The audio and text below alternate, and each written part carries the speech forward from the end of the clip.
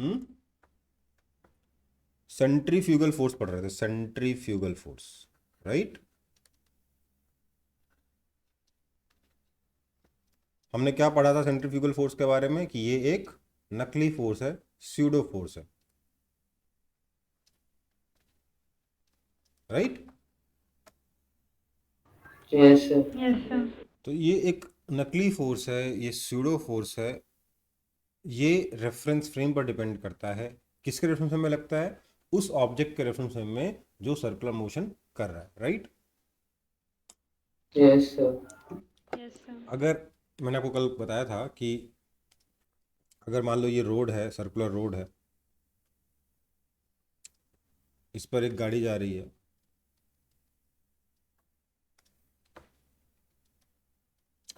तो ग्राउंड पे खड़ा हुआ आदमी देखकर क्या बोलेगा कि देखो ये कार सर्कुलर मोशन कर रही है, इसलिए सेंटर की तरफ फोर्स चाहिए, सेंटर की तरफ फोर्स चाहिए, इसलिए सेंटर की तरफ फ्रिक्शन लगेगा। लास्ट क्लास में सब डिस्कस कर चुके हैं हम लोग।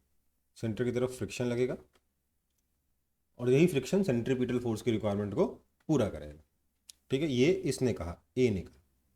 लेकिन जो बंदा इस कार के अंदर बैठा है बी, या जो बंदी बैठी है कार के अंदर बी, वो क्या बोलेगी कि देखो मैं तो रेस्ट पर हूँ, फिर भी मेरे ऊपर फ्रिक्शन लग रहा है, मतलब मेरे पास फ्रिक्शन लग रहा है फिर भी मैं रेस्ट पे हूँ, इसको कैसे एक्सप्लेन करूँ मैं?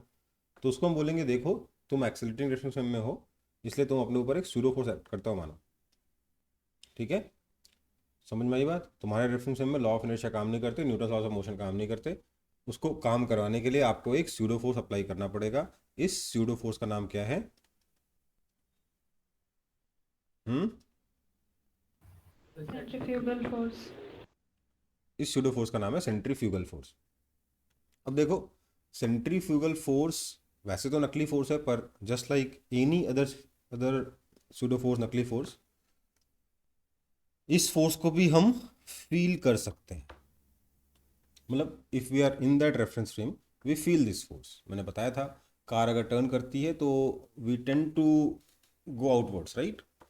हम्म, yes sir. That's because of this pseudo force that is acting on us. Okay, तो सर, हाँ बेटा। वो इनर्शिया को एक्सप्लेन करने के लिए ना वो सीधे पर मतलब एज्यूम करते हैं। वो तो सर हम लोग इनर्स देखो, साइड में देखो मूव समझो करते बात, हैं तो सर समझो वो। बात को, समझो बात को। जो इसका रेफरेंस फ्रेम है ना, उसमें लॉ ऑफ इनर्शिया काम नहीं करता।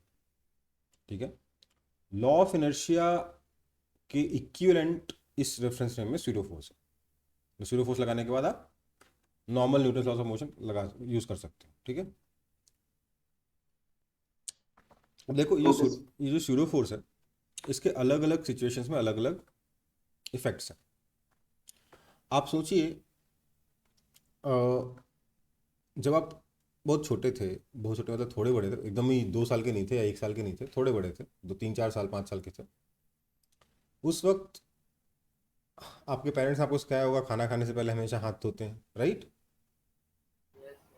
ये भी सिखाया होगा कि गीले हाथ से खाना नहीं खाते, राइट।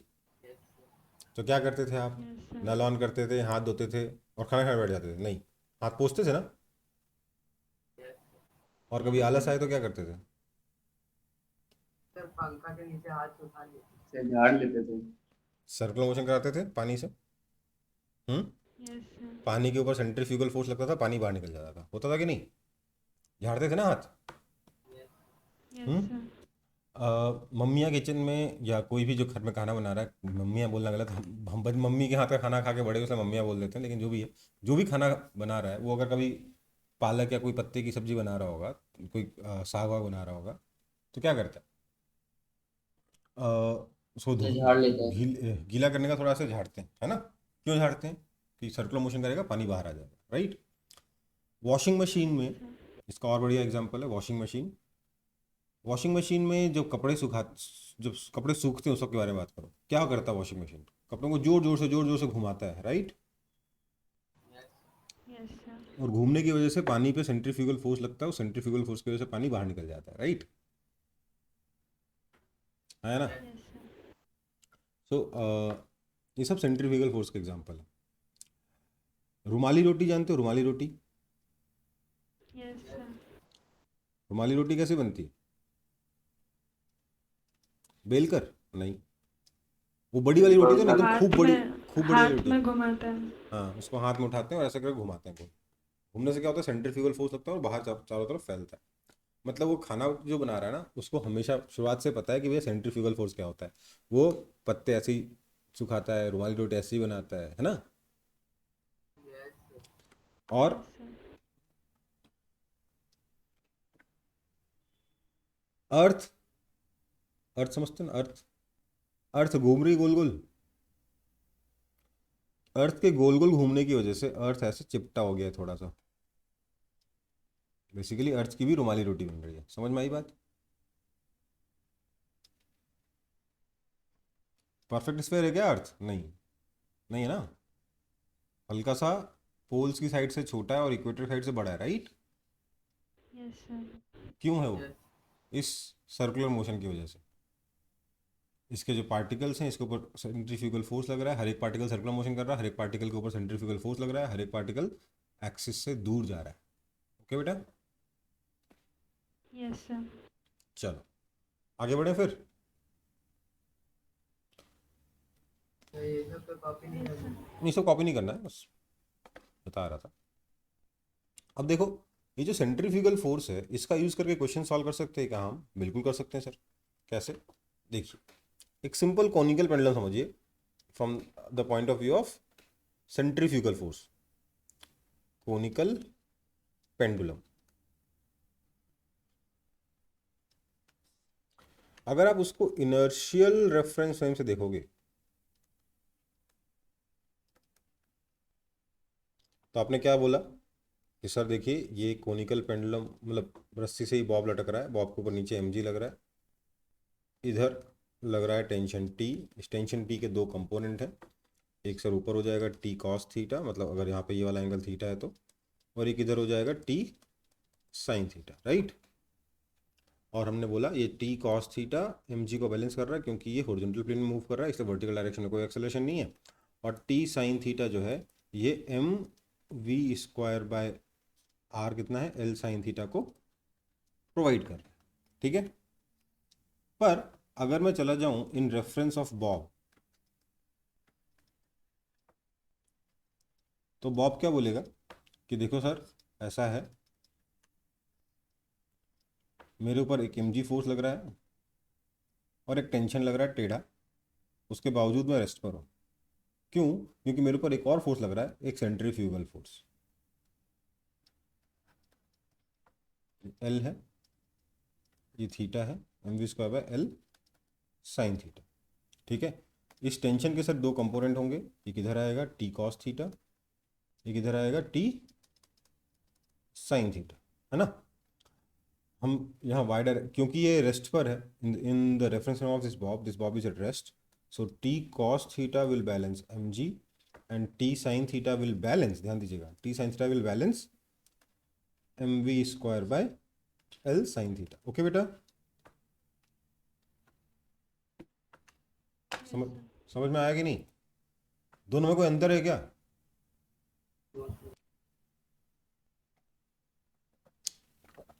कोई अंतर नहीं ना? No sir. इस केस में जो चीज़ आप सेंटर की तरफ एक्सेलरेशन से जस्टिफाई कर रहे थे, इस केस में आप वही चीज़ सेंट्रीफ्यूगल फोर्स से जस्टिफाई कर रहे हो। ओके, ठीक है, बढ़े आगे। सर एक मिनट।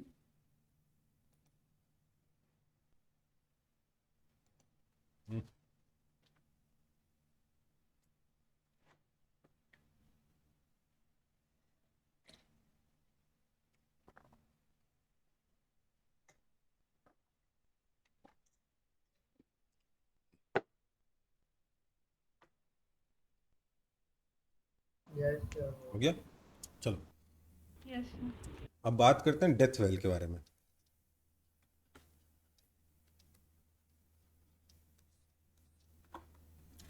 देखो, जो आदमी उस वेल में बाइक चला रहा था या कार चला रहा था, उसकी, चलो कार बना देते हैं, पीछे से देख रहे हैं कार को हम लोग, उसकी कार के बारे में सोचे क्या क्या हो रहा है उसके साथ।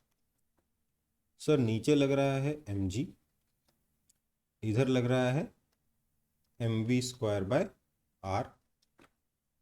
इन दोनों का इक्विवेलेंट आएगा यहाँ पर ऐसे, इक्विवेलेंट बोलो, रिजल्टेंट आएगा। अच्छा, कार बहुत तेज चला रही है इसलिए mv² थोड़ा बड़ा है, mg से काफ़ी बड़ा है, तो मैं mg को थोड़ा छोटा बना देता हूँ। नीचे लगा mg, तो ये हो गया इसका नेट फोर्स, है ना, है ना। और Yes, sir. इस वॉल ने इस पे फोर्स लगाया नॉर्मल डायरेक्शन में n, right. Now this normal force balances this pink force, okay, and everything is fine. वो जो बंदा ड्राइव कर रहा है ना, उसको पता भी नहीं चल रहा कि वो ग्राउंड पे गाड़ी चला रहा है या वॉल पे गाड़ी चला रहा है। समझ रहे हो बात को? उसके लिए दोनों बराबर है। जब ग्राउंड पे चला रहा था वो क्या बोल रहा था, देखो भैया मेरे ऊपर mg फोर्स नीचे लग रहा है, इसको नॉर्मल ने बैलेंस कर दिया, राइट, है ना। Yes, sir. और जब वो इस दीवार पे गाड़ी चला रहा है क्या बोल रहा है, देखो मेरे पास mg और mv² का जो रिजल्टेंट फोर्स इधर लग रहा है, नॉर्मल फोर्स ने उसको बैलेंस कर दिया। क्या अंतर है? देखने में हमें डर लग रहा है, उसको पता भी नहीं चल रहा। उसके लिए सिर्फ एक ही बात है, क्या, कि सर ये वाला फोर्स जो है ना ये काफी बड़ा है, सो उसको जो ये m/g इफेक्टिव हुआ ना, ये जी इफेक्टिव काफी बड़ा होगा, तो उसको वेट सब कुछ ज्यादा लगेगा, उसको हाथ पैर हिलाने में ज्यादा मेहनत करनी पड़ेगी, ठीक है, क्योंकि ग्रेविटी बहुत ज्यादा है, सब कुछ भारी हो जाएगा। ठीक है बेटा। सर और अगर Yes, sir. डेथ वेल ज्यादा स्ट्रांग भी नहीं होता वो उतना जो सर्किट अरे प्लेटफॉर्म ज्यादा स्ट्रांग नहीं है, टूट गया वो अलग बात है, जब तक टूटा नहीं तब तक के बारे में बात कर रहा हूँ। मतलब वो तो ये प्लेटफॉर्म बनाने वाले के ऊपर है ना, ये दीवार जिसने बनाया उसके ऊपर है, ड्राइवर के ऊपर नहीं है ना वो चीज़ तो। चलो, तो डेथ वेल समझ में आ गया, इसमें कुछ खास नया कॉन्सेप्ट नहीं है, वही का वही चीज़ है, बैंकिंग ये तो है। वहां पे मैंने यही चीज़ बैंकिंग से पढ़ाई थी, यहाँ मैंने वही चीज़ डेथ वेल से पढ़ा दी, क्या फर्क है? ठीक है, आगे बढ़े। Yes, sir. Yes sir. अब देखो एक एग्जांपल है, क्या हो रहा है, एक बड़ा सा सिलेंड्रिकल रूम नहीं है, जॉय राइड है, जॉय राइड समझते हो ना? हम्म,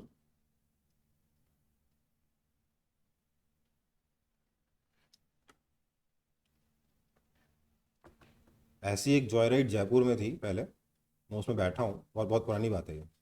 उस वक्त इंडिया में इस तरीके की जॉय राइड्स तो बिल्कुल नहीं होती थी, अभी भी बहुत कम होती हैं, उस वक्त तो बिल्कुल ही नहीं होती थी। This was one of the first. इसमें क्या है, ये रूम है, सिलेंडर है ये, इस सिलेंडर के साइड में, सिलेंडर के नीचे ऑब्वियसली बेस है, बेस के साइड में आपको खड़े होना होता था,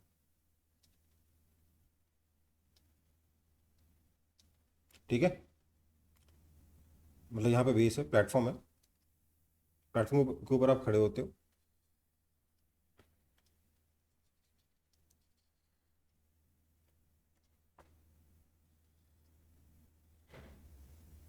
आपको सीट बेल्ट वगैरह लगा दी जाती है, वो वाली सीट बेल्ट अच्छी वाली सब लगा दी जाती है, अच्छे से बांध दिया जाता है। उसके बाद इस सिलेंडर को घुमाना शुरू करते हैं, ठीक है। सिलेंडर घूमना शुरू करता है, एंगुलर वेलोसिटी ओमेगा को इंक्रीज करते रहते हैं, करते रहते हैं, करते रहते हैं। एक पर्टिकुलर एंगुलर वेलोसिटी ओमेगा के बाद क्या करते हैं ना, इस प्लेटफॉर्म को रिमूव कर देते हैं,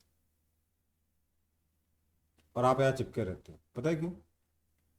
क्योंकि सर आपके ऊपर एक फोर्स लगता है नीचे की तरफ mg, एक फोर्स लगता है सेंट्रीफ्यूगल फोर्स बाहर की तरफ mv²/r, और नीचे गिरने से बचने के लिए, नीचे जब इस mg की वजह से जो नीचे जाने की टेंडेंसी है उसके कारण ऊपर की तरफ एक फ्रिक्शन फोर्स लग जाता है, ये फ्रिक्शन फोर्स mg को बैलेंस करता है। दिस मीन्स जो mg है वो less than equal to mu into normal है, नॉर्मल फोर्स तो लगेगा ही ना इस पे, which means mg is less than equal to mu into normal कितना है, mv² बाय, या क्योंकि ओमेगा के बारे में बात हो रही थी इसलिए m omega square r, that means आपका जो ओमेगा है that is equal to, m cancel हो गया, जी अपॉन म्यू आर का रूट, या it is greater than equal to, इससे ज़्यादा ओमेगा से घुमाते हैं और हम लोग इस दीवार पे चिपक जाते हैं, गिरते नहीं हैं। ये सेंट्रीफ्यूगल फोर्स का असर है। हम लोग जो सर्कुलर मोशन कर रहे हैं इसको सिर्फ सेंट्रीफ्यूगल फोर्स से एक्सप्लेन कर सकते हैं। जो बाहर खड़ा है वो बोलेगा ये कोई सेंट्रीफ्यूगल फोर्स नहीं लग रहा है, ये सर्कुलर मोशन कर रहा है, इसलिए नॉर्मल फोर्स सेंट्रीपिटल फोर्स के रिक्वायरमेंट को पूरा कर रहा है। ओके बेटा, सेम ही चीज़ है ना, सेंट्रीपिटल फोर्स से सॉल्व करो चाहे सेंट्रीफ्यूगल फोर्स से सॉल्व करो, कोई फर्क पड़ रहा है क्या? नहीं ना। आगे बढ़े फिर। हम्म,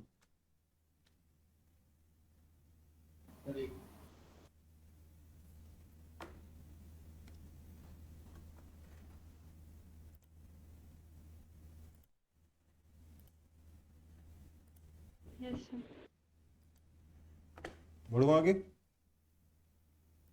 सर जब स्लो करते Yes, हैं sir. तब तो उससे नीचे आ जाएगी। हाँ, तो उससे पहले वापस प्लेटफॉर्म लगा देते हैं। इसमें एक्चुअली एक बार एक्सीडेंट भी हो गया था, किसी को हार्ट अटैक आ गया था, क्या हुआ था भगवान जाने, उसके बाद बंद हो गया वो। आगे बढ़ता हूँ। सर आप कर रहे थे? हाँ, बहुत फिर डर आपको फिर आपको फील हुआ था सर सेंट्रीफ्यूगल फोर्स? भाई, चिपक गया था दीवार पे, हाथ नहीं हिल रहा था, ऐसे लग रहा था किसी ने बांध दिया। तो एकदम स्पेसशिप जैसे जब ग्रेविटी एकदम ज्यादा कर देती ग्रेविटी एकदम ज़्यादा मतलब ग्रेविटी कहाँ है? ग्रेविटी तो वही है, ग्रेविटी कम ज़्यादा थोड़ा ना हो रही है, सिर्फ एमवी स्क्वायर बाहर कम ज़्यादा हो रहा है ना। स्पेसशिप में भी जब ग्रेविटी ज्यादा कर देते तो चिपक जाते लेकिन सर वो साइकिल मूव में होता है ना, जैसे स्पेसशिप गिर रहा है, क्या?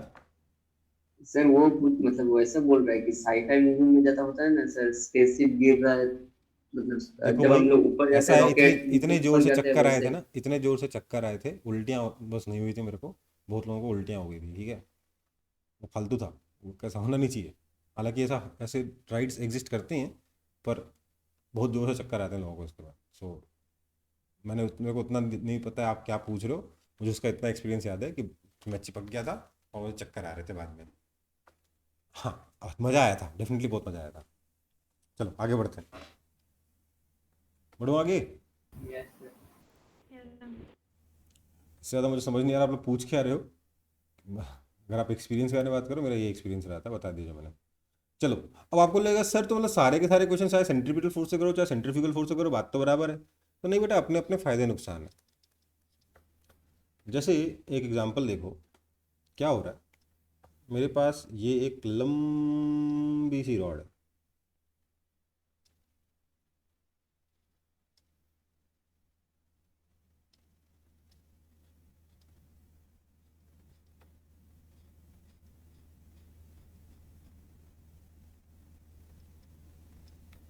ठीक है, लेंथ आपको दे दी है इसकी एल।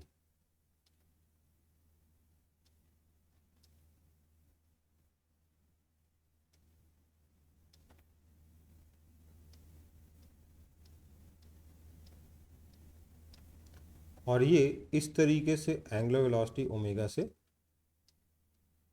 घूम रहा है। क्या है कि इसको हमने एक अंगूठी पहना रखी थी शुरुआत में घुमाने से पहले ही, फ्रिक्शन ले सकें, कोई फ्रिक्शन नहीं है, जो कि इनिशियली यहाँ से L/2 डिस्टेंस पर थी। तो क्या होगा, जब ये घूमेगा तो ये रिंग स्लाइड करके बाहर निकलेगी कि नहीं निकलेगी? Yes sir. Hmm, Yes, sir. तो आपको बताना है find the velocity of ring when it just leaves the rod. ठीक है बेटा, समझ में आई बात?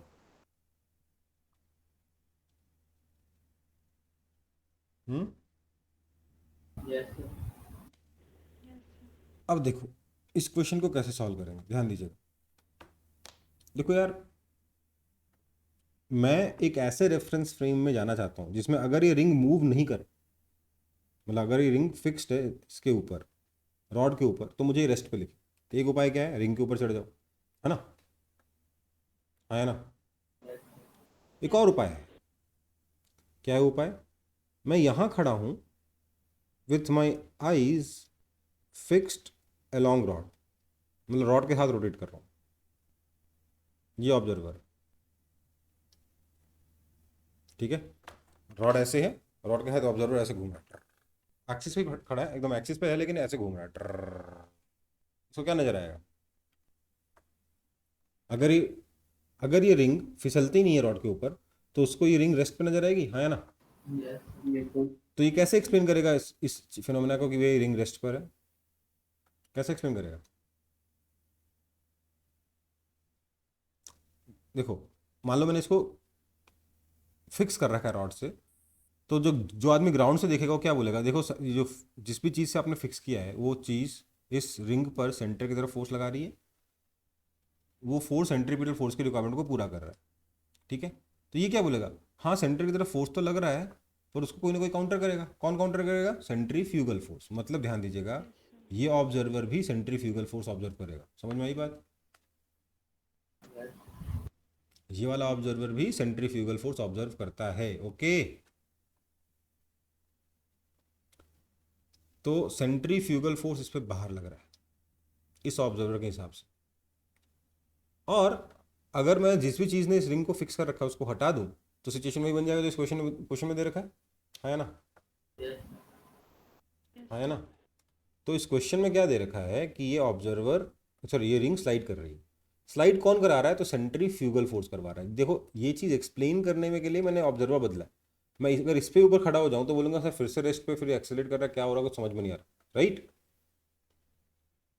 है ना। वैसे आपके बुक्स वगैरह के सोल्यूशन में क्या बोलते हैं कि देखो इस पर एक फोर्स लग रहा है एम ओमेगा स्क्वायर आर, जिसकी वजह से ये एक्सेलरेट कर रहा है, पर इसमें कई बार आपके दिमाग में क्वेश्चन आएगा कि सर ये जो फोर्स है ये तो इस उस ऑब्जर्वर के रेफरेंस फ्रेम में है जो कि इस रिंग पे बैठा हुआ है, तो इस ऑब्जर्वर के रेफरेंस फ्रेम में तो एक्सेलेरेशन है ही नहीं, तो एम ओमेगा स्क्वायर आर क्या कर रहा है, कुछ नहीं कर रहा है ना, समझ में आई बात, समझ में आया कि नहीं। Yes, sir. हालांकि उसका भी एक्सप्लेनेशन है, इसके रेफरेंस फ्रेम में अगर सर और एक बार प्लीज बोल दीजिए, explain कर दीजिए। मतलब मैं क्वेश्चन ये है मेरा कि अगर नॉर्मली आप ये बोल दो कि सर ये एम ओमेगा स्क्वायर आर लग रहा है बाहर की तरफ जिसकी वजह से ये बाहर एक्सेलरेट कर रहा है, तो यार मैं बोलूँगा वो ऑब्जर्वर जिसके रेफरेंस फ्रेम में ये एम ओमेगा स्क्वायर आर बाहर लग रहा है वो तो रिंग के ऊपर बैठा है, बैठा है कि नहीं। हाँ सर। Yes, sir. अब अगर ये रिंग के ऊपर बैठा है तो एम ओमेगा स्क्वायर आर की वजह से एक्सेलेरेशन तो आया ही नहीं, आया क्या। No, sir. दो सर। तो उसके लिए दो तरीके हैं, एक तरीका तो जो मैं बता रहा हूँ कि इस ऑब्जर्वर के रेफरेंस फ्रेम में देखो जो सेंटर में बैठा है और इसको गोल गोल घूमते हुए देख रहा है, ठीक है, ये ऑब्जर्वर भी ओमेगा एंगुलर वेलोसिटी से घूम रहा है, ठीक है। पर इसके हिसाब से आप ये काम कर सकते हो कि m omega square r force बाहर लग रहा है जिसकी वजह से इसके ऊपर इसके पास बाहर की तरफ एक एक्सेलरेशन आएगा, ठीक है। ये सर। पर यार इसमें ना ये रोटेटिंग रेफरेंस फ्रेम, मैं जब नया नया पढ़ाना शुरू किया था तो मैंने इसके रेफरेंस फ्रेम में एक्सप्लेन कर दिया था, करता था मैं पहले 2-3 साल, पर फिर मैंने रियलाइज़ किया कि यार ये तो रोटेटिंग रेफरेंस फ्रेम है, इस रोटेटिंग रेफरेंस फ्रेम के बारे में आपको कोई आइडिया है नहीं क्योंकि इसमें कोरियोलिस फोर्स वगैरह सब लगता है। इस केस में कोरियोलिस फोर्स जीरो होगा, वो अलग कहानी है, पर इसके रेफरेंस फ्रेम में एक कोरियोलिस फोर्स लग सकता है, ठीक है। सो ये वाला ऑब्जर्वर अच्छा नहीं है जो एंगुलर वेलोसिटी ओमेगा से घूम रहा है, ओके बेटा, ओके। Yes, sir. तो सर हमें ऑब्जर्वर तो यहीं बिठाना पड़ेगा रिंग के ऊपर, तो अगर मैं रिंग के रेफरेंस में देखूं इन रेफरेंस ऑफ रिंग, देखो रिंग के पास क्या हो रहा है, अगर सोचो जरा, अगर मैं टॉप व्यू बनाऊं तो टॉप व्यू में मैं क्या देखूंगा, देखिएगा जरा,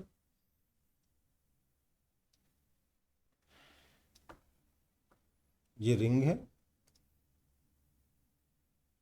ठीक है, ये गोल गोल घूम रही है, प्लस ये इधर की तरफ एक्सेलरेट भी कर रही है, राइट? Yes sir. है ना? Yes. Yes sir.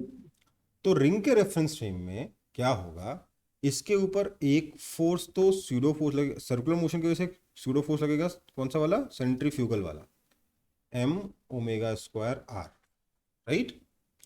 लेकिन साथ ही साथ रिंग क्योंकि एक्सेलरेट भी कर रहे हैं उस तरफ, तो उसकी वजह से एक और स्यूडो फोर्स लगेगा इस डायरेक्शन में, एम ए। हाँ या ना?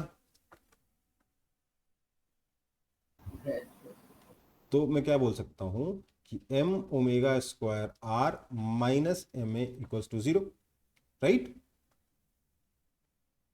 Yes, sir. राइट ना? विच मीन्स क्या हुआ,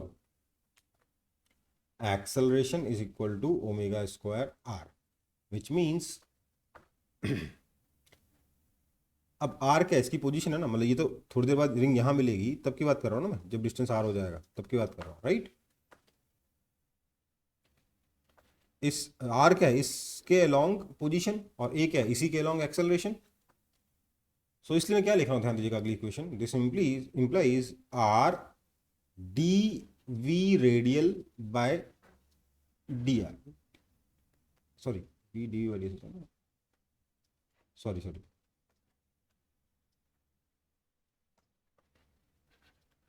we radial D V radial by D R, this is equal to omega square R. ये समझ में आया?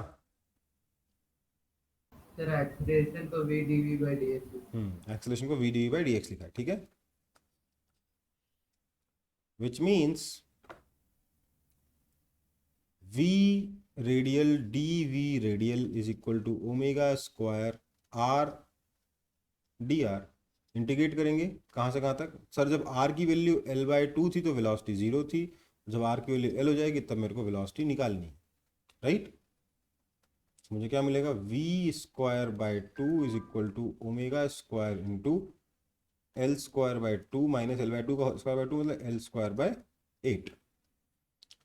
That means v square is equal to omega square into 3l square by 4, that means v is equal to omega l into under root of 3/4। Answer है कि नहीं है?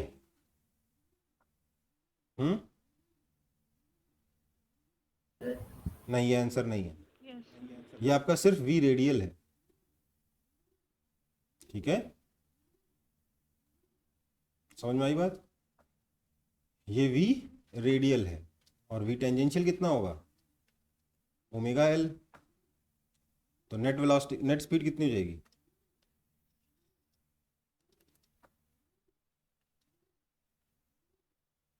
v not speed से अगर ये मूव करता, लीव करता है, तो v naught is equal to कितना हो जाएगा, under root of v radial square plus v tangential square, that is equal to omega l into under root of 7/4। ये आपका आंसर है, या √7 ओमेगा l/2, ठीक है? क्या आंसर है? √7 ओमेगा l/2, ठीक है बेटा? समझ में आया कि नहीं? सर वो v टेंजेंशियल ओमेगा इंटू क्योंकि बेटा जब ये यहाँ पहुंचेगा तो साथ में सर्कुलर मोशन तो कर ही रहा है ना ये रिंग।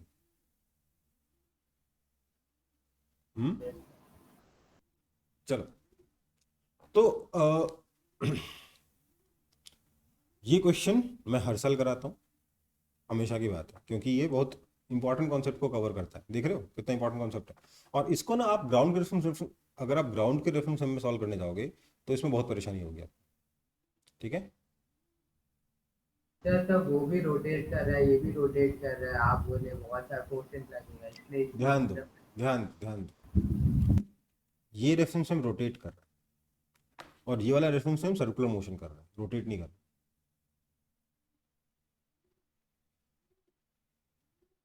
दोनों में अंतर होता है, जब पहुंचेंगे तब बात करेंगे, ठीक है? Yes sir. तो जो ज़्यादा स्टेबल रेफरेंस है वो उसी से हम लोग निकालेंगे। देखो इस रेफरेंस फ्रेम के बारे में हमें आइडिया नहीं ना कि और क्या क्या हो सकता है इसके अंदर, इसलिए मैं इसको यूज़ नहीं कर रहा हूँ। वैसे अगर आप इसकी पूरी स्टडी कर लोगे इस रेफरेंस फ्रेम की, रोटेटिंग रेफरेंस फ्रेम की, कोरियोलिस फोर्स वगैरह सब कर लोगे, तो इस केस में आप देखोगे कोरियोलिस फोर्स 0 है, ठीक है? सो वैसे कोई चिंता वाली बात नहीं बचेगी। बट द थिंग इज हमें आता नहीं है, तो मैं कैसे मान लूँ? राइट। Yes sir. आगे बढ़े, आगे बढ़े। सर कॉपी कर लो।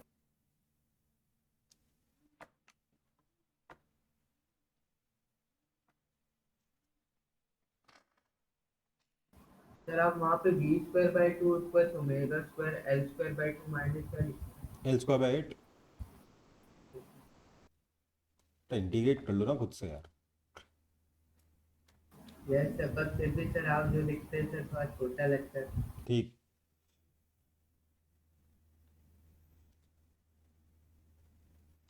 देखो मैं अपना टाइम पता कैसे नोट्स बनाता था, ये लिखा मैंने, ये 2 स्टेप स्किप करी, सीधे सीधे लिखा ये, ठीक है, क्योंकि ये तो मुझे मालूम है कर लूंगा, है ना। और ये सब चीज़ें मैं घर पे जाके fill in the blanks types, मतलब इसके लिए जगह छोड़ देता था, ये करने के लिए जगह छोड़ देता था अपने नोट्स कॉपी में, और घर जाके रिवीजन करता था, तो उसमें मैं इन चीज़ों को खुद से कर फिगर आउट करता था। क्या होता था, मेरा रिवीजन भी बहुत थॉरो होता था, है ना, और क्लास में मेरे को ज़्यादा की स्टेप्स भी समझ में आ रही होती थी, और मैं दोनों अलग अलग कलर के पेन से करता था, जिससे कि बाद में रिवीजन में और आसान पड़े, है ना। जो चीज़ मैं मुझे मालूम है सिर्फ मैथ्स की सिंपल कैलकुलेशन है, वो मैं क्लास में नोट नहीं करता था।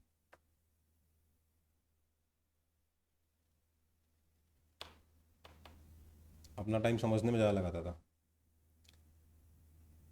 और मुझे पता है मुझे इसमें कितना हेल्प किया है।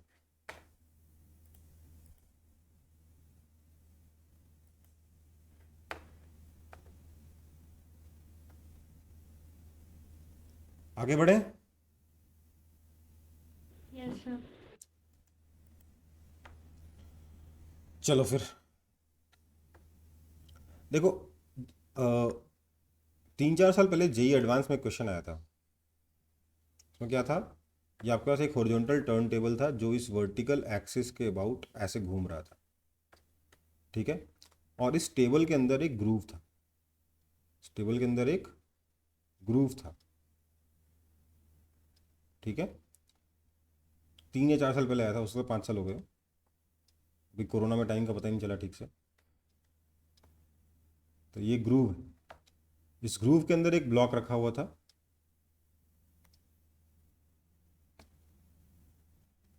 ग्रूव एकदम फ्रिक्शनलेस था।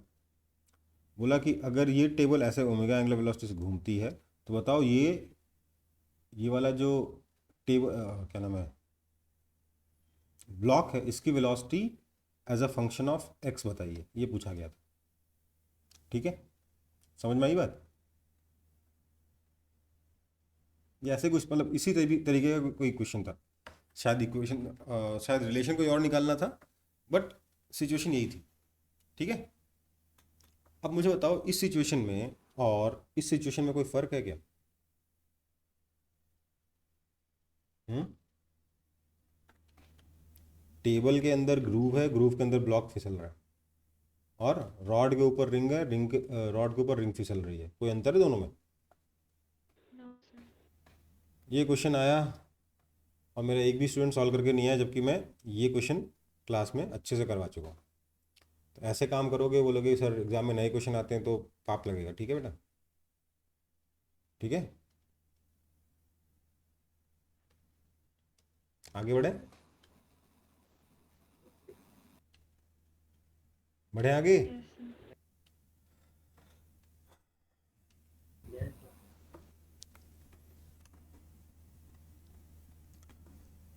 तो अगला एग्जाम्पल, नहीं ये तो हो गया, अब अगला टॉपिक है। मेरे कहने का मतलब है जो चीज़ पढ़ो ना ठीक से समझो, उसे ठीक से रिवाइज करो, नहीं तो क्या फ़ायदा पढ़ने का, है ना। वर्टिकल सर्कुलर मोशन,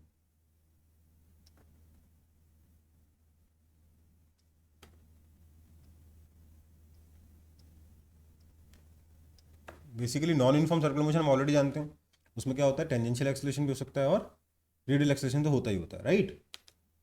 सो Yes, अब sir. अब हम बात कर रहे हैं, अच्छा एक चीज़ और रह गई, छोटी छोटी सी चीज़ है, इसको हटा देते हैं, बाद में शुरू करेंगे। इफेक्ट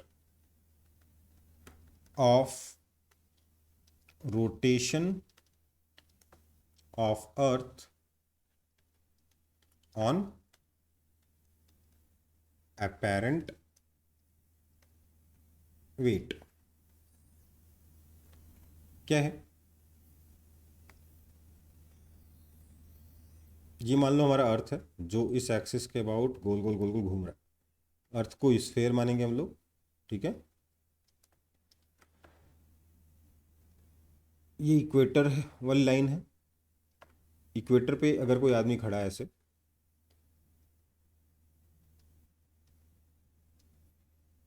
गिर जाएगा क्या ये? ऐसे गिर जाएगा ये, है ना? है ना? नहीं गिरेगा। No, sir. तो ये इक्वेटर पे खड़े आदमी के साथ क्या क्या हो रहा है? सर इस पे एम जी इधर लग रहा है ना? और नॉर्मल इधर लग रहा है ना? Yes, sir. गंवार हो गया एक नंबर। एमजी तो एम जी इधर लगेगा ना भाई, Yes, sir. राइट। और साथ ही साथ एक एम ओमेगा स्क्वायर आर भी लग रहा होगा इधर की तरफ, राइट। तो मैं क्या बोलूँगा, normal minus M g plus m omega square r equals to 0। That means normal is equal to m into g minus omega square r, हाँ या ना?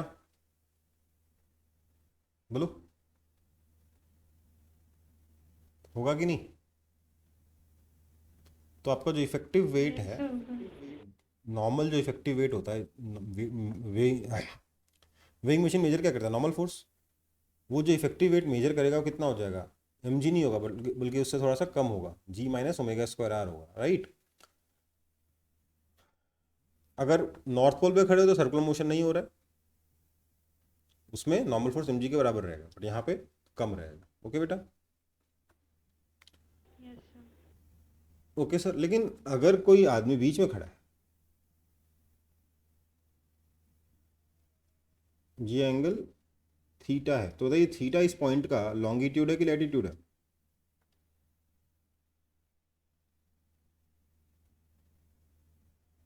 हम्म So theta. हम्म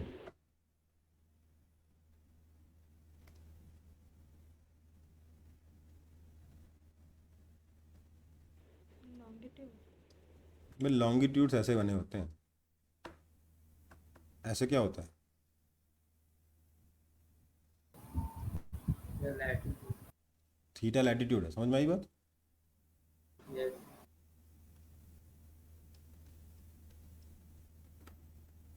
इतना नहीं पता ज्योग्राफी के बारे में? सर पता है। तो ये थीटा क्या है? पूरी रहती है. लैटिट्यूड है। थीटा लैटिट्यूड पे रखा, वहीं पे आदमी खड़ा है, तो इसके साथ क्या होगा? ध्यान दीजिएगा सर, इसके ऊपर एक फोर्स लगेगा एम जी इधर, है ना?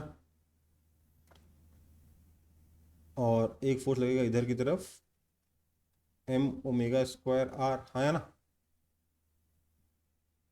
बोलो, यस लगेगा कि नहीं?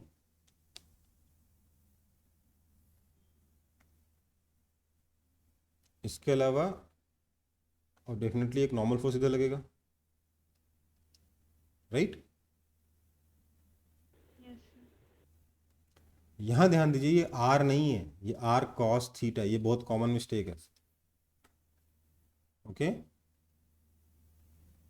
सर कोनिकल पेंडुलम जैसा। हाँ, ये आर है, ये रेडियस कितना है? आर कॉस थीटा है ना, ये वाला रेडियस। तो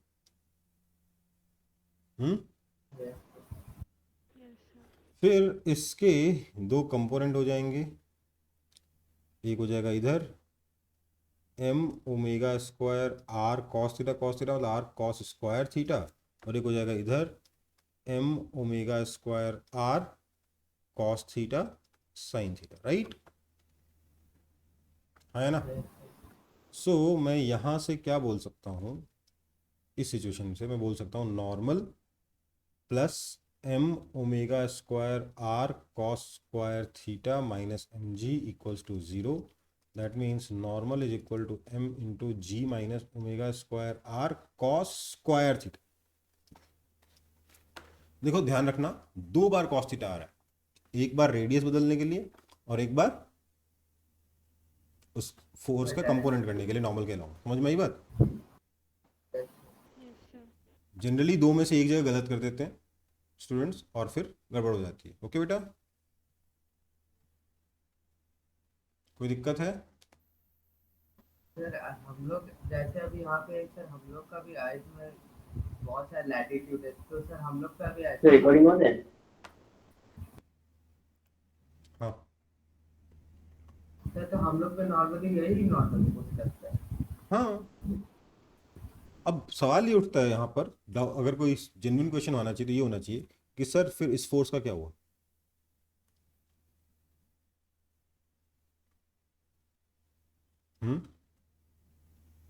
इसको कौन बैलेंस कर रहा है? तब शायद उसमें सेंट्रीफ्यूगल फोर्स आ जाए। कौन सा सेंट्रीफ्यूगल फोर्स आ जाएगा? क्योंकि हम लोग एक्सलेटिंग से में तो ऑलरेडी सेंट्रीफ्यूगल फोर्स ही तो है ये वाला।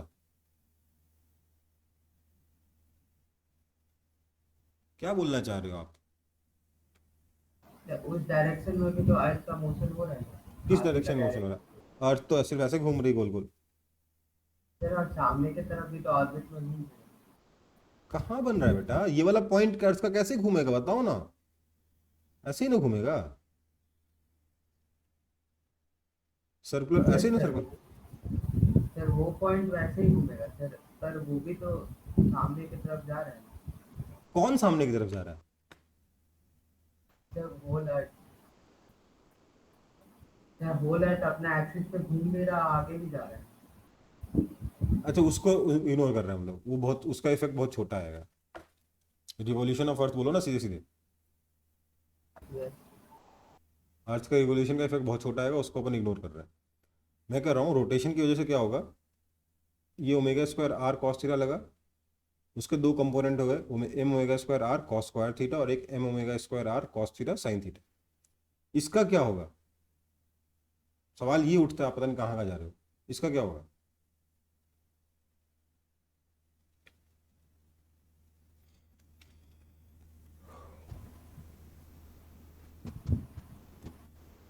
बोलिए। सर बोले यही तो फोर्स है जिसकी वजह, इस फोर्स को बैलेंस करने के लिए फ्रिक्शन लगेगा, ठीक है, और यही वो फोर्स है जिसकी वजह से अल्टीमेटली अर्थ की रुमाली रोटी बन रही है।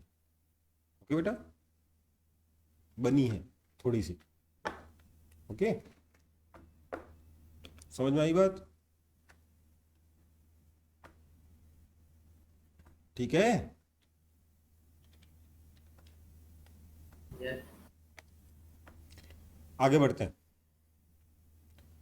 एक्चुअल में जो जियोइड है ना, स्फेयर तो है नहीं, हल्का सा जियोइड है, तो उस वजह से क्या होगा, जो नॉर्मल फोर्स है थोड़ा सा ऐसा लगेगा ना, तो नॉर्मल फोर्स के दो कंपोनेंट होंगे, ठीक है, यस सर। और ये दूसरा कंपोनेंट है ना नॉर्मल फोर्स का, वो इसको बैलेंस करेगा। Yes sir. अगर स्फेयर मानोगे तो फ्रिक्शन बैलेंस करेगा, ठीक है। आगे बढ़े। सर उसकी Yes, sir. कॉपी क्यों?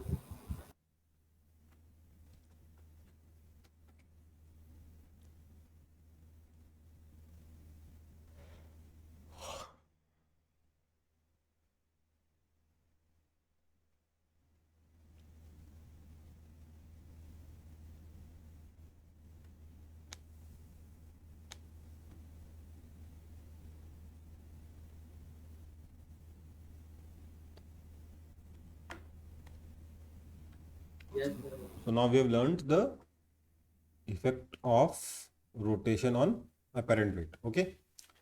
Now अब हमें नया चैप्टर, नया टॉपिक शुरू करना है। इस चैप्टर का मेजर पार्ट है वर्टिकल सर्कुलर मोशन। मेरा टारगेट था आज खत्म हो जाए, बट मुझे लग नहीं रहा आज खत्म हो पाएगा, क्योंकि काफ़ी टाइम लग गया उस पार्ट में। तो वर्टिकल सर्कुलर मोशन पढ़ना है हमें, ठीक है। बेसिकली ऐसे समझो कि वर्टिकल सर्कुलर मोशन में हम लोग क्या पढ़ने वाले हैं।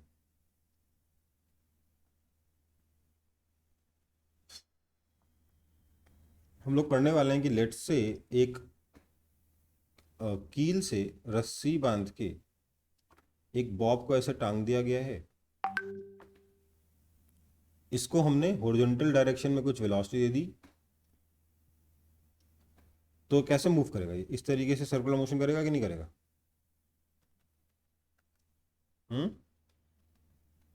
Yes sir.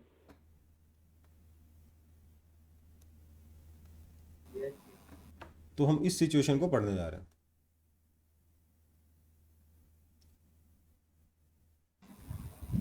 सर हम्म सर वो दूसरा एंड तो फिक्स है। हाँ, ये वाला एंड फिक्स्ड है, इसके अबाउट ही सर्कुलर मोशन कर रहा है, ठीक है। सर और ये टॉप की हो रही है। वर्टिकल सर्कुलर मोशन में सामने से देख रहा हूँ, ये वर्टिकल प्लेन है, ओके। Okay sir. तो क्या होगा अगर मैं इसकी स्पीड को, ध्यान दीजिएगा, सफिशिएंट स्पीड अगर नहीं दूं तो सिंपली ये पेंडुलम मोशन कर सकता है कि नहीं कर सकता? Yes sir. तो क्वेश्चन ये रहेंगे कि बताओ कितनी मिनिमम स्पीड दी जाए जिससे कि कंप्लीट सर्कुलर मोशन कर पाए, ठीक है। समझ में आई बात? Yes sir. जब ये वर्टिकल सर्कुलर मोशन कर रहा होगा तो किस पोजीशन पे कितना टेंशन होगा, राइट? ओके बेटा। Yes sir. तो देखो, सबसे पहले जो सबसे ज़्यादा कॉमन रिजल्ट यूज होने वाला मैं वो बता दे रहा हूँ, क्योंकि कई क्वेश्चंस में अगर आपको वर्टिकल सर्कुलर मोशन समझ में नहीं भी आ रहा है ठीक से और ये रिजल्ट से याद हैं तो क्वेश्चंस बन जाते हैं।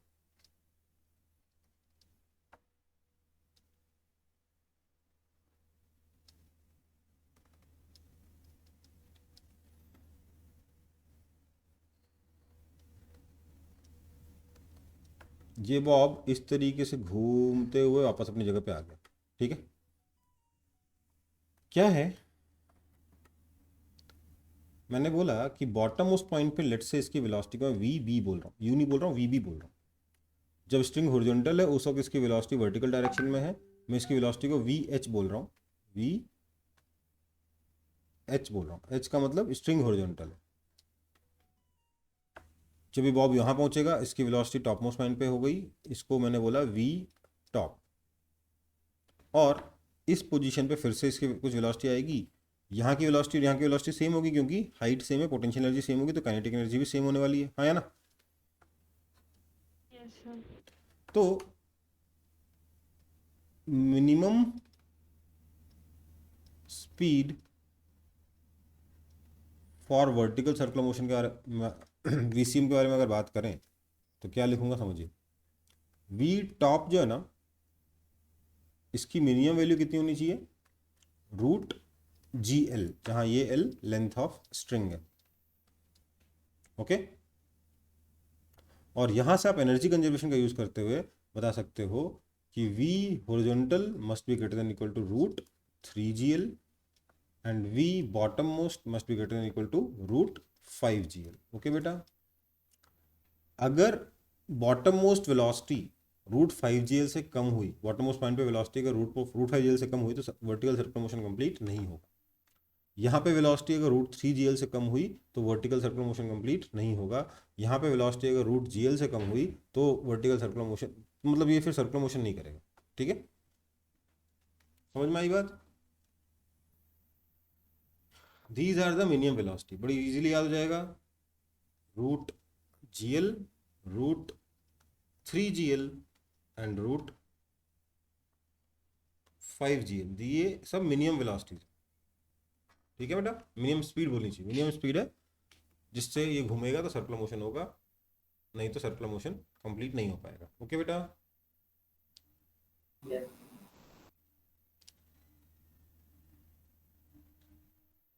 Sir. Minimum speed for a complete circular. हाँ, कंप्लीट वर्टिकल सर्कुलर मोशन। ध्यान दीजिएगा, जो लिमिटिंग केस है, जो मिनिमम वाला केस है, उस केस में इस पोजीशन पे टेंशन जीरो होगा, इस पोजीशन पे टेंशन हो जाएगा 3 mg और इस पोजीशन में टेंशन हो जाएगा 6 mg। ओके बेटा, यहाँ पे भी कितना हो जाएगा 3 mg।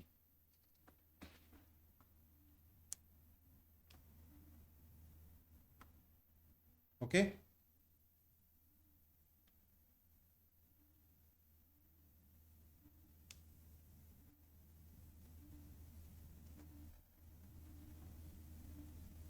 सर वो वर्टिकल सर्कुलर मोशन का कोई अच्छा सा एग्जांपल है? अरे यार बॉब को बांधो रस्सी से घुमाओ, है सर ना। तो ये मतलब अलग कैसे हो जाता है सर हॉरिजॉन्टल सर्कुलर मोशन? हाँ, क्योंकि इसमें स्पीड अलग जगह पे अलग अलग आएगी ना, क्योंकि एनर्जी जैसे जैसे ऊपर जा रहा है वैसे वैसे पोटेंशियल एनर्जी इंक्रीज हो रही है, तो काइनेटिक एनर्जी डिक्रीज हो रही है। सर बस यही डिफरेंस? हाँ, इसलिए स्पीड लगातार स्पीड वेरी करेगी, यूनिफॉर्म सर्कुलर मोशन नहीं बचेगा। बाकी एनालिसिस आगे चल रही है, अभी शुरुआत हुआ है चैप्टर का, टॉपिक का। बढ़ूँ आगे? सर ये √CL√3CL सर कैसे आ रहा है सर? मैं बताया तो कि ये सब मैं पहले रिजल्ट बता दे रहा हूँ, डेरिवेशन बाद में बताऊंगा। Okay sir. सारे नंबर्स आपको याद रखने हैं, ठीक है, कोई दिक्कत? Okay sir. याद रखना बहुत आसान है, 135 ऑड नंबर से सारे। चलो आगे बढ़े। Yes sir. अब अगले पेज पे डेरिवेशन शुरू हो रहा है।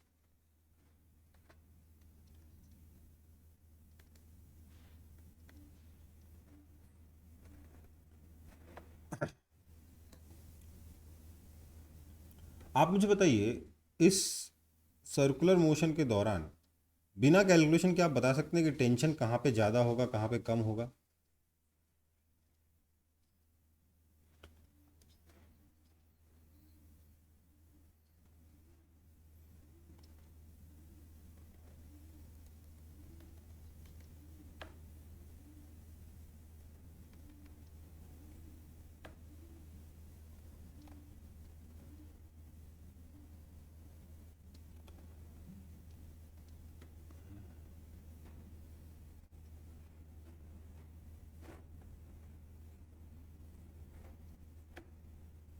चलो,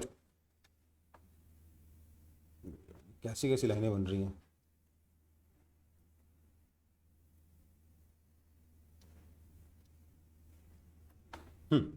मैं ये कह रहा हूँ, रस्सी की लेंथ L है, बॉब का मास M है।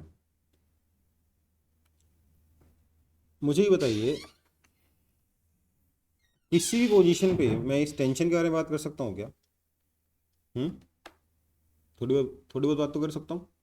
यस मान लेते हैं जनरल थीटा पर इस बॉब की स्पीड v है, ठीक है।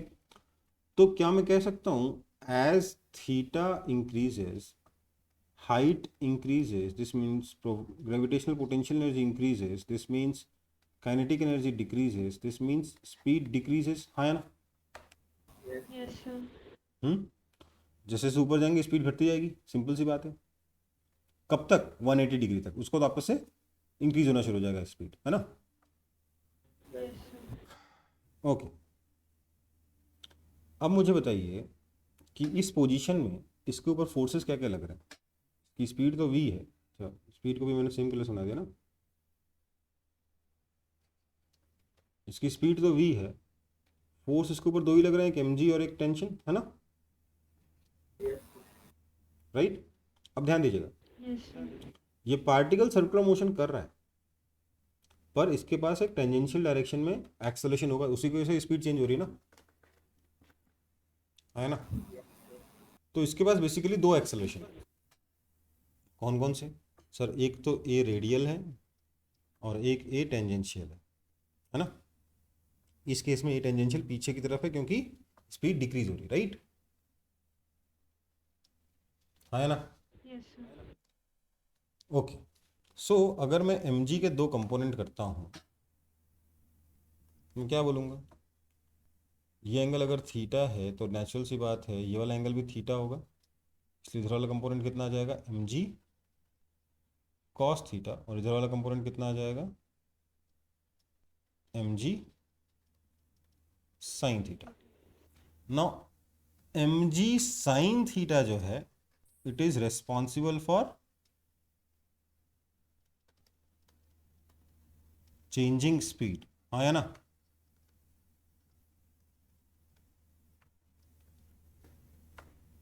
क्योंकि यही है ना टेंजेंशियल डायरेक्शन का फोर्स जिसकी वजह से टेंजेंशियल एक्सेलरेशन आएगा, राइट? रेडियल डायरेक्शन में जो फोर्सेज हैं उसकी वजह से तो सिर्फ डायरेक्शन ऑफ मोशन चेंज होता है। तो रेडियल डायरेक्शन के बारे में अगर बात करूं तो यहां क्या हो जाएगा, t minus M G cos theta is equal to m v square by l, हाँ है ना? Yes, sir. This implies tension t is equal to m into g cos theta plus v square by l, है ना? बोलिए। Yes, sir. Now ध्यान दीजिएगा, as theta increases cos theta decreases, v also decreases, this means tension also decreases, कहाँ तक? 180 degree तक, till Yes, sir. Theta is equal to 180 degree तक। मतलब कि जैसे जैसे थीटा इंक्रीज करेगा इसका टेंशन डिक्रीज होता रहेगा। सबसे कम टेंशन कहाँ रहने वाला है? Theta is equal to 180 degree पे, मतलब कि टॉप मोस्ट पॉइंट पे। मानते हो कि नहीं मानते हो? Yes, sir. तो बहुत ही इंपॉर्टेंट चीज हमने यहाँ क्या निकाली, this implies tension is equal to minimum at top. ये डेरिवेशन का 1/3 पार्ट हुआ। ओके,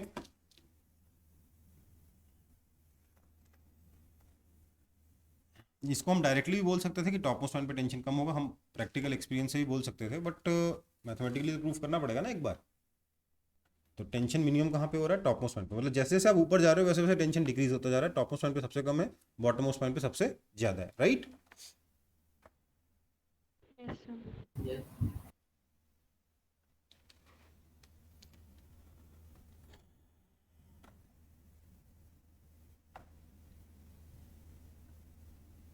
कॉपी करिए।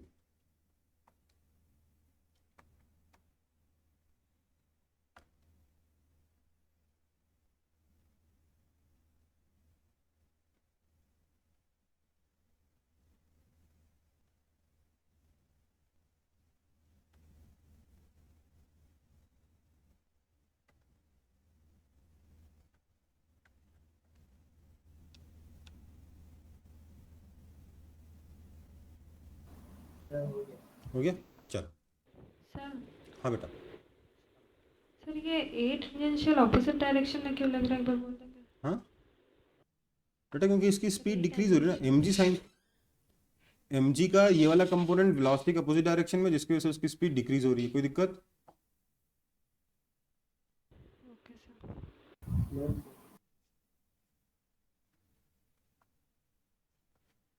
समझ में आया? Yes sir. कॉपी कर लो।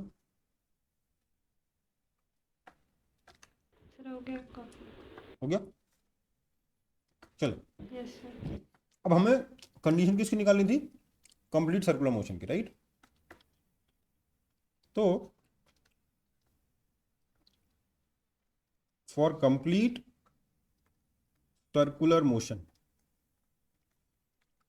आप में से कई लोग सोच रहे होंगे अभी कि सर इसके पास इतनी स्पीड होनी चाहिए कि टॉप मोस्ट पॉइंट पे पहुंच जाए, राइट? एनर्जी कंजर्वेशन लगा के वो स्पीड निकाल लेते हैं, काम हो जाएगा, हाँ है ना? Yes sir. पर सोचो, एनर्जी कंजर्वेशन लगा के अगर आप टॉप मोस्ट पॉइंट पे पहुंचाते हो, मतलब यहाँ पे आप स्पीड 0 कर दे रहे हो, right? Yes sir. Just imagine this कि रस्सी बंधी हुई है और यहाँ पे 0 स्पीड से एक बॉब रखा हुआ है। क्या ये सर्कुलर मोशन करेगा आगे?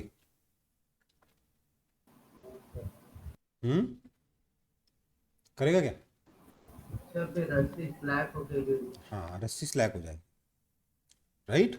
रस्सी ढीली हो जाएगी अगर यहाँ पे स्पीड 0 हुई तो, राइट? Yes. तो ध्यान दीजिएगा, रस्सी से बंधा हुआ है इसका मतलब जरूरी नहीं हमेशा सर्कल में मूव करे। रस्सी स्लैक होके ऐसा तो बॉब रह ही सकता है ना, है ना? Yes sir. इस सर्कल के बाहर नहीं जा सकता मानता हूं, पर अंदर तो आ ही सकता है। Yes sir. इसलिए सिर्फ वहां तक पहुंचने की एनर्जी हो वो सफिशिएंट नहीं है, कुछ और रिक्वायरमेंट है। क्या रिक्वायरमेंट है? For complete circular motion the string should always B tight, right? Yes रस्सी टाइट रहनी चाहिए, तभी हो पाएगा सर्कुलर मोशन, नहीं तो नहीं होगा। आया ना? बोलिए। Yes sir. Yes sir. तो रस्सी टाइट रहनी चाहिए। That means tension should be positive, हमेशा। नेगेटिव तो हो नहीं सकता, जीरो भी नहीं होगा, राइट? Yes sir. या ऐसा बोलना चाहिए अंग्रेजी में, there should always be some tension, है ना? Yes sir. Yes sir.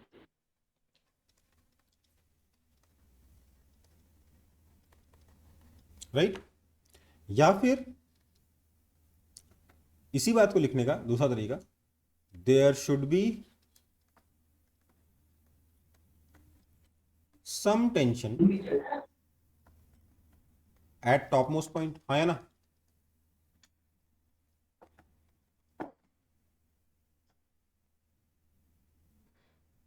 Yes sir. क्योंकि टॉप मोस्ट पॉइंट पर भी कुछ ना कुछ टेंशन होना चाहिए, ये कहना चाहता हूं। मानते हो? Yes sir. क्योंकि अगर वहां पर टेंशन हुआ तो बाकी जगह टेंशन होना ही होना है। मिनिमम टेंशन भी अगर जीरो नहीं है तो मतलब हर जगह पे टेंशन है, रस्सी टाइट है, सर्कुलर मोशन होगा, राइट? Yes sir. तो इसलिए मैंने बोला टॉप मोस्ट पॉइंट पे भी टेंशन होना चाहिए। और टेंशन एट टॉप में जस्ट बिकम जीरो।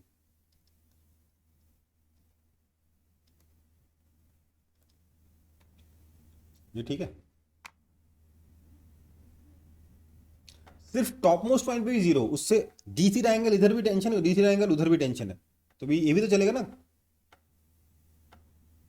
बोलिए। यस सर, अगर एक इंस्टेंट के लिए होता एक इंस्टेंट के लिए रस्सी ढीली हुई वापस टाइट हो गई, सर्कुलर मोशन का सर्कुलर मोशन रह गया, right? Yes sir. So yes sir. Top most point पे टेंशन जीरो हो वो आपकी लिमिटिंग केस होगा, राइट? आया ना? मतलब sir. उससे कम हुआ नहीं। हम्म। चलो तो आगे बढ़े, कॉपी कर लो इसे जल्दी से। Yes sir. Okay. So sir हाँ बेटा। सर बट ऑलवेज तो एम जी कॉस थीटा टेंशन को तो सर बैलेंस तो कर रहा है, तो स्लैक कैसे करेगा सर? देखते हैं 90 डिग्री से ऊपर लेके जाओ थीटा को।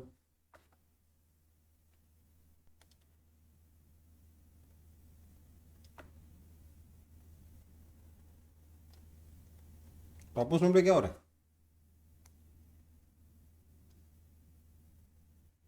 टेंशन इधर लगेगा, एम जी भी इधर ही लगेगा, और इसकी स्पीड v इधर होगी, राइट? v टॉप इधर होगा, है ना? Yes sir. मैं कहूंगा tension plus m g is equal to m v top square by l, right? Now because tension is 0, we will have v top is equal to under root of gl। कोई दिक्कत?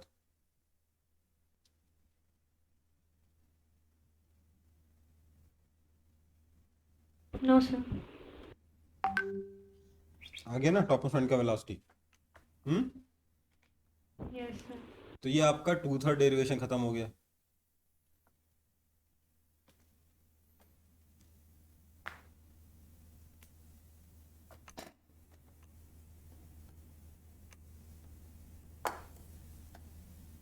ये limiting case है बेटा, ध्यान रखिएगा।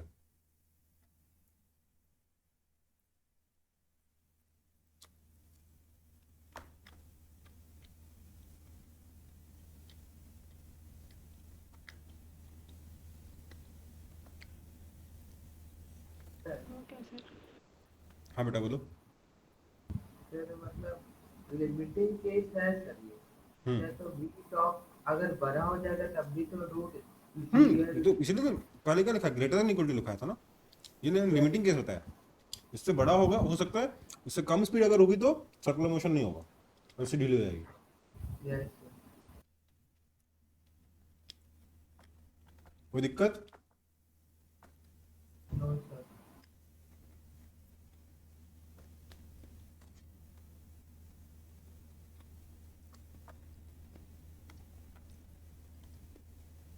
चलो आगे बढ़ते हैं। तो टॉप मोस्ट पॉइंट की वेलोसिटी रूट जीएल से बड़ी होनी चाहिए। सो अब निकालते हैं वेलोसिटी एट डिफरेंट पॉइंट्स।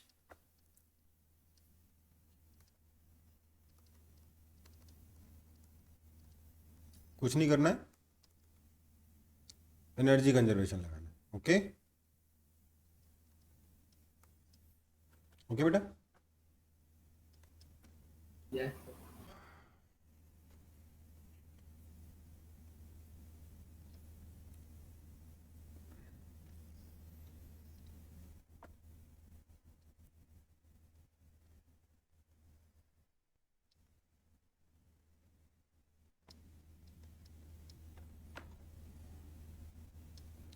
यहां पे वेलोसिटी है वी टॉप, ये घूमते घूमते जब यहां पहुंचा वेलोसिटी हो गई वी एच, और बॉटम मोस्ट पॉइंट पे वेलोसिटी कितनी है v bottom, v b, right. Yes sir. इसको मैंने बोल दिया सिचुएशन 1, इसको बोल दिया 2, इसको बोल दिया 3। अगर मैं 1 से लेकर 2 तक के बारे में बात करूं तो मैं क्या बोल सकता हूं? सबसे पहले ग्रेविटेशनल पोटेंशियल एनर्जी की जरूरत है, तो मैंने क्या किया, सेंटर पे ग्रेविटेशनल पोटेंशियल एनर्जी को 0 मान लिया। कोई दिक्कत? No sir. मैं लिखूंगा u1 plus k1 is equal to u2 plus k2। That means mgl plus half mv top square is equal to u2 0 plus k2 half mvh square. That means vh is equal to under root of v top square plus 2gl। हाँ या ना? Yes sir. Now as v top is greater than equal to root gl, vh has to be greater than equal to root 3gl। हो गया?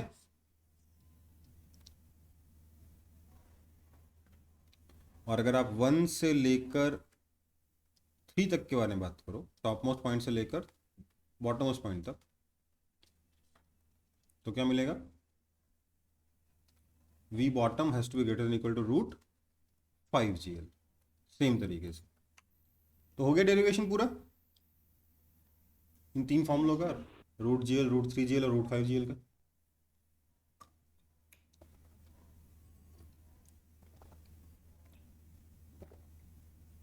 Sir हम्म sir वहाँ पे हम लोग U2 0 इसमें कर ली थी कि हम लोग लिमिटिंग केस में था। बेटा u2 0 इसलिए क्योंकि मैंने यहाँ पे ग्रेविटेशनल पोटेंशियल एनर्जी को 0 माना है इस लेवल पर। ओके u3 कितना हो जाएगा? माइनस mgl हो जाएगा।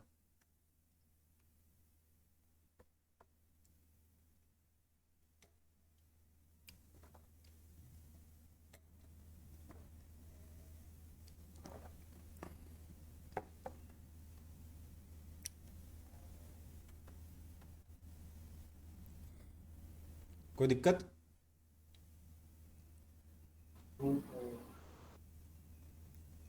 आगे बढ़े। Yes sir. Tension at different point देख ले।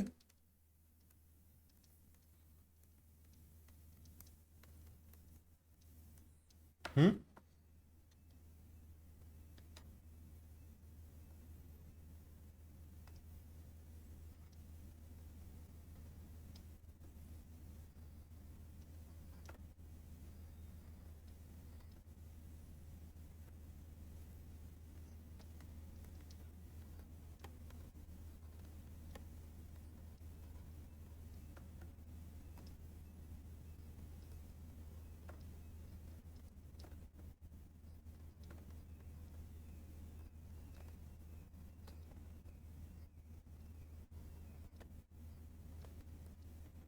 यहाँ पे क्या लिखोगे, tension plus m g is equal to m v top square by L,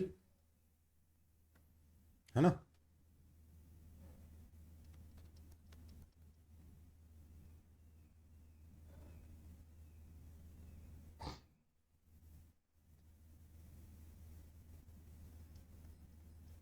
limiting case में बता रहा हूँ।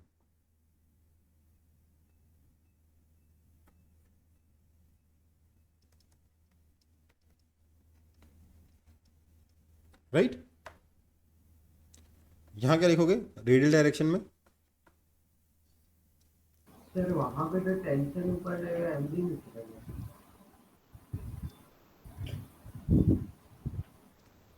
सर एकदम नीचे वाला।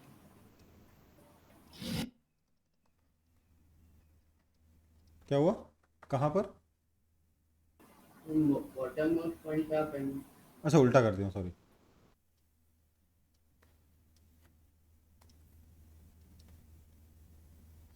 यहाँ पे क्या आएगा,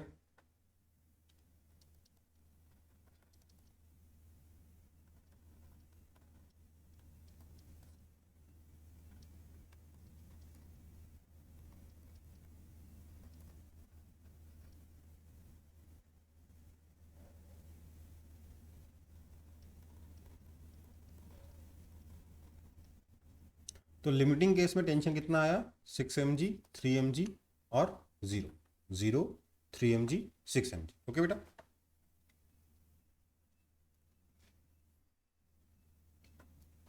कोई दिक्कत।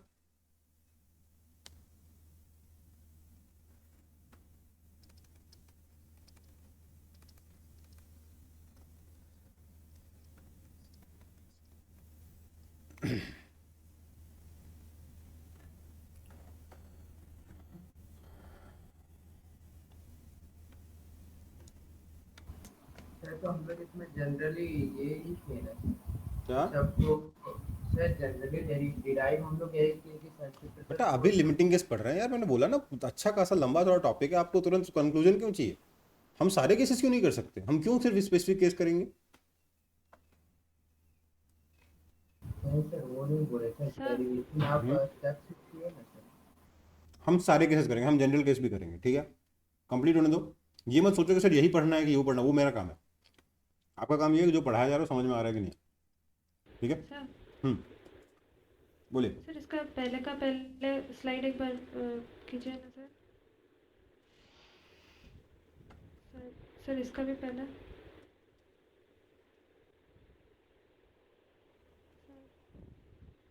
सर एक में सर आप किए थे ना कि सर आप बोले थे कि सेम हाइट में सर अगर इधर वीएच लगेगा तो इधर भी वीएच ही होगा। सर यस सर इसमें तो सर वीबी और वीटी भी तो सेम ही हाइट में है, तो उसका सेम हाइट सर कैसे सेम बेटा, ये नीचे 12 हाइट का डिफरेंस है यार, ये वर्टिकल प्लेन है, कितनी बार बोलूं मैं। सर ये बात ये ग्रेविटी इधर है यार, ओके सर। इन दोनों जगह पे हाइट सेम है, इन दोनों जगह पे हाइट कैसे सेम हो गई।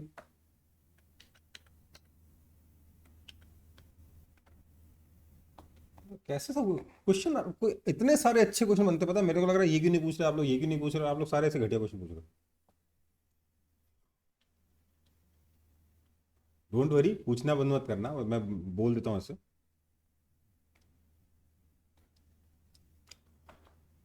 चलो आगे बढ़े। Yes sir.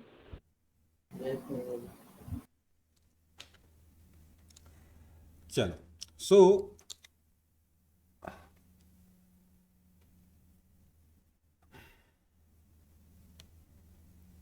क्वेश्चन है,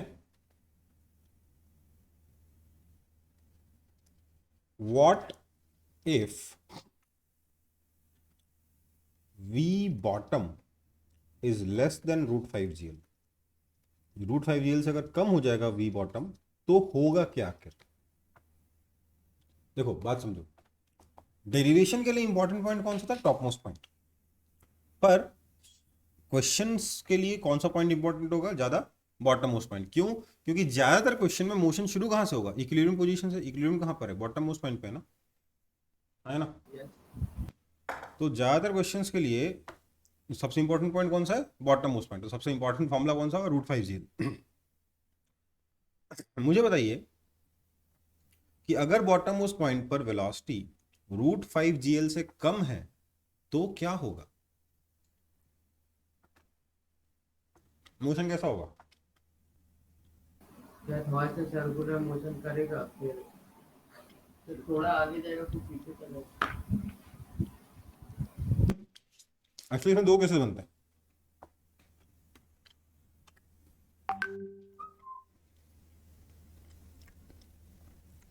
केस वन है, ये जो बॉटम मोस्ट पॉइंट है ये √2GL से भी कम है। मतलब इसको सफिशिएंट एनर्जी नहीं है कि हॉरिजॉन्टल लेवल पे पहुंच पाए, है ना? सोच के देखो,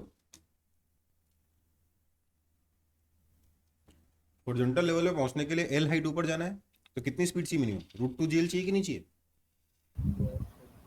चाहिए ना? Yes sir. तो इसके पास इतनी स्पीड भी नहीं है कि हॉरिजॉन्टल लेवल पे जा सके, तो क्या करेगा? हॉरिजॉन्टल लेवल पे मतलब कभी पहुंचेगा ही नहीं। होगा क्या फिर? बताइए तो। सर स्लैक होगा, नीचे गिर जाएगा। पेंडुलम मोशन होगा ना भाई। या सर स्लैक होगा, मतलब स्लैग कहाँ से होगा यार? स्लैग होगा ही नहीं, वही तो बार बार कह रहा हूँ। बात तो सुना करो दूसरे की भी, अपना बस जस्टिफाई करते रहते हो कि मैंने जो बोला सही बोला। ये जो वेलोसिटी है इतनी है ही नहीं कि ये हॉरिजॉन्टल लेवल तक जा सके। तो क्या होगा? बॉब ये आगे जाएगा, वापस पीछे आएगा, फिर आगे जाएगा, फिर पीछे आएगा। यही होगा, सिंपल पेंडुलम मोशन हो जाएगा, और कुछ होगा ही नहीं। ऑसिलेशन होगा, राइट? Yes sir. ठीक है, और क्या? अगला केस।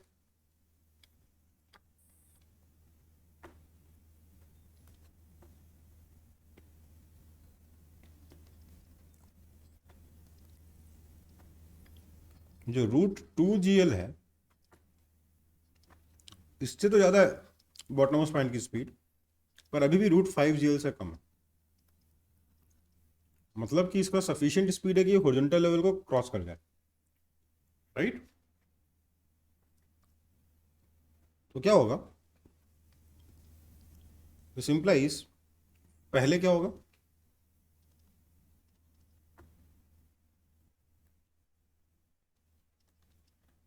पहले तो सर्कुलर मोशन करेगा, then string will become loose, जहां पे टेंशन खत्म हो जाएगा, राइट?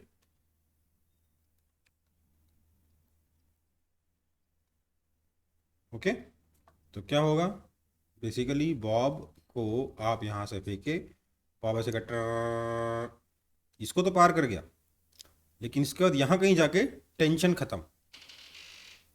जैसे टेंशन खत्म, the only force acting is gravitational force, which means yes sir.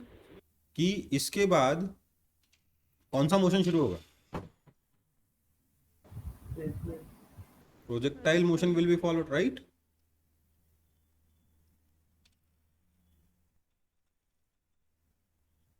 हाँ, है ना? Yes sir.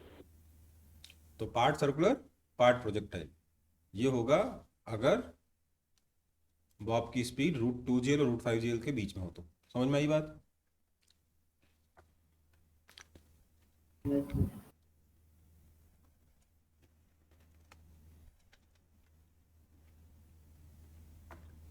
कॉपी कर लो।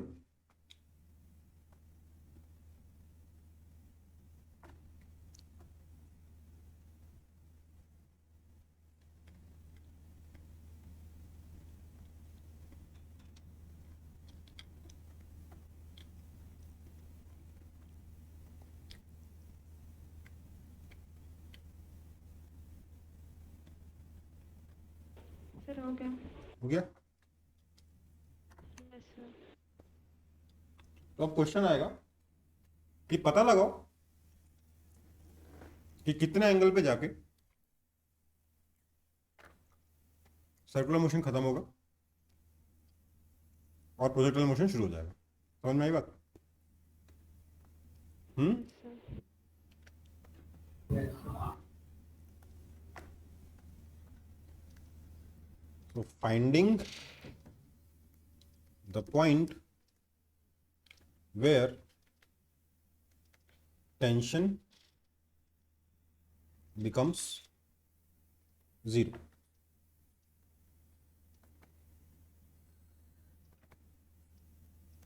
वो वाला पॉइंट पता लगा ना जहां टेंशन जीरो हो जाएगा। ठीक है, बोला है कि एक बॉब है, लेंथ एल है, इसको बॉटम उस पॉइंट पे स्पीड यू से फेंक दिया। तो बताओ वर्टिकल के साथ कितने एंगल थीटा पर टेंशन जीरो हो जाएगा। समझ में आई बात? Yes sir. Yes sir. क्या करेंगे देखिए, इसको बोलेंगे पॉइंट वन, इसको बोलेंगे पॉइंट टू। यहाँ पे सेंटर पे ग्रेविटेशनल पोटेंशियल एनर्जी को मान लेंगे zero.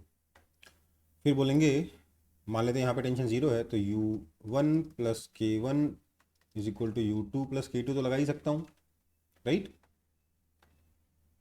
Yes sir. This means minus M g l plus half m you square is equal to u2 कितना हो जाएगा, m g l cos theta plus half m v square. हाँ है ना, right? Yes sir. अब देखो इसके बाद आपको मैं थोड़ा सा संयम रखने के लिए बोल रहा हूँ, क्योंकि ये बार बार यूज होने वाली ये सब चीज़ें वर्टिकल सर्कुलर मोशन में। आप हमारी जनरल टेंडेंसी है मास को कैंसिल कर देंगे, इक्वेशन को सॉल्व करने की कोशिश करेंगे, राइट? करोगे ना? Yes sir. वो नहीं करना।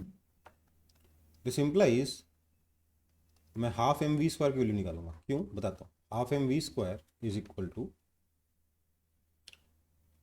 Half m you square minus M g l into one minus cos theta. कोई दिक्कत?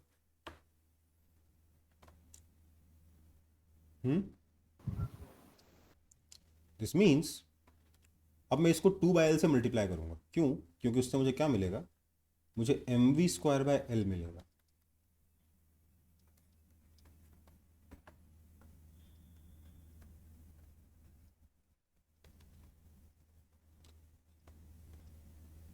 इसको मैंने बोला इक्वेशन वन। आप बोलोगे सर इसको बोलने में क्या खराबी थी, या यहाँ इसको सॉल्व करके वी निकालने में क्या खराबी थी? देखो वी निकालने में ये खराबी थी कि मेरे को अल्टीमेटली अगली इक्वेशन फोर्स की बनानी है, क्योंकि यहाँ पे मेरे को टेंशन के बारे में बात करनी है, राइट?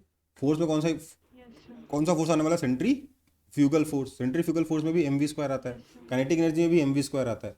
तो मेरे पास जब ऑलरेडी एम वी स्क्वायर है, मैं जबरदस्ती वी क्यों निकालूं? Yes sir. सो या तो मैं एम वी स्क्वायर निकाल लूँ या फिर m v square by l निकाल लूँ। मेरे पास मेरे को दो में से एक चीज़ सही लग रही है। अब मैंने बोला यहाँ पर क्या हो रहा है सर, यहाँ पर आपके ऊपर पास बॉब के ऊपर लग रहा है नीचे की तरफ एम जी, इधर की तरफ टेंशन टी, और हम बोल सकते हैं कि ये थीटा दिया वाला एंगल भी थीटा। तो हम बोलेंगे क्या sir, t plus m ji cos theta is equal to m v square by l. हाँ है ना, यहाँ पे स्पीड वी है, right? Yes sir. Now tension t is zero, इसी कंडीशन निकालनी है ना। मैं चाहूँ तो यस सर। मेरा मन तो कुछ और निकालने का कर रहा है, बट क्योंकि ऊपर टॉपिक ही डाल दिया इसलिए कर रहा हूँ। दिस मीन्स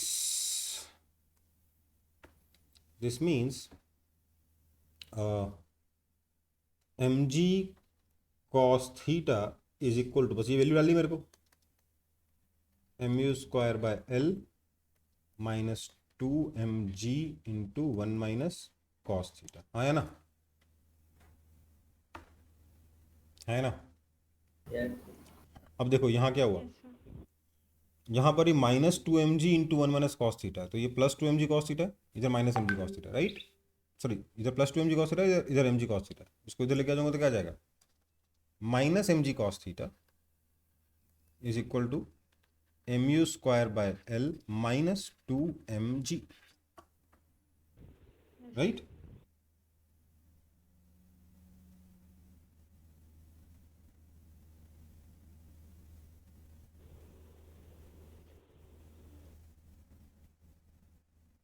कैलकुलेशन सारी सही है ना मेरी?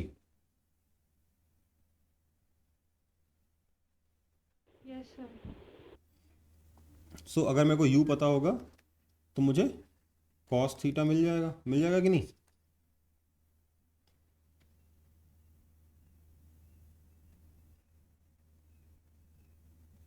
थोड़ा लफड़ा लग रहा है मुझे, ये थोड़ा सा लफड़ा लग रहा है, मुझे लग रहा है नंबर्स में कुछ गड़बड़ाया हूँ मैं।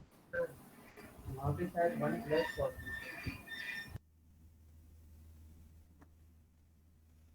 हाफ एम वी स्क्वायर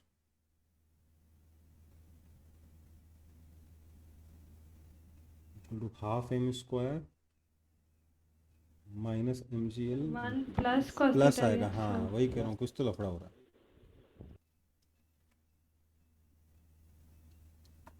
तो ये 3 mg हो गया, राइट? है ना? 3 mg cos theta is equal to ये आया। ओके, तो इससे थीटा मिल जाएगा। हाँ, अब ठीक है, अब सब कुछ ठीक है। मुझे लग रहा था बड़ा अजीब आंसर आ रहा है, ऐसा आना नहीं चाहिए था, पर जो भी है। सो इससे मुझे थीटा मिल सकता है ना? तो कहाँ पर मेरा सर्कुलर मोशन बंद होगा और प्रोजेक्टाइल मोशन शुरू होगा, ये मैं निकाल सकता हूँ इससे, राइट? राइट और रॉन्ग? मैं चाहता तो इस टेंशन को जीरो करने की जगह टेंशन निकाल सकता था यहाँ पे, वो मेरे पास एक अच्छा रिजल्ट बन जाता है। पता है क्यों? क्योंकि अगर मैं इस टेंशन को जीरो करने की जगह बस m v square by l की वैल्यू यहाँ डाल के टेंशन की वैल्यू निकाल लेता तो मुझे पता है क्या मिलता? बताता हूँ। मुझे मिलता tension is equal to tension at bottom minus 3 mg by l into H.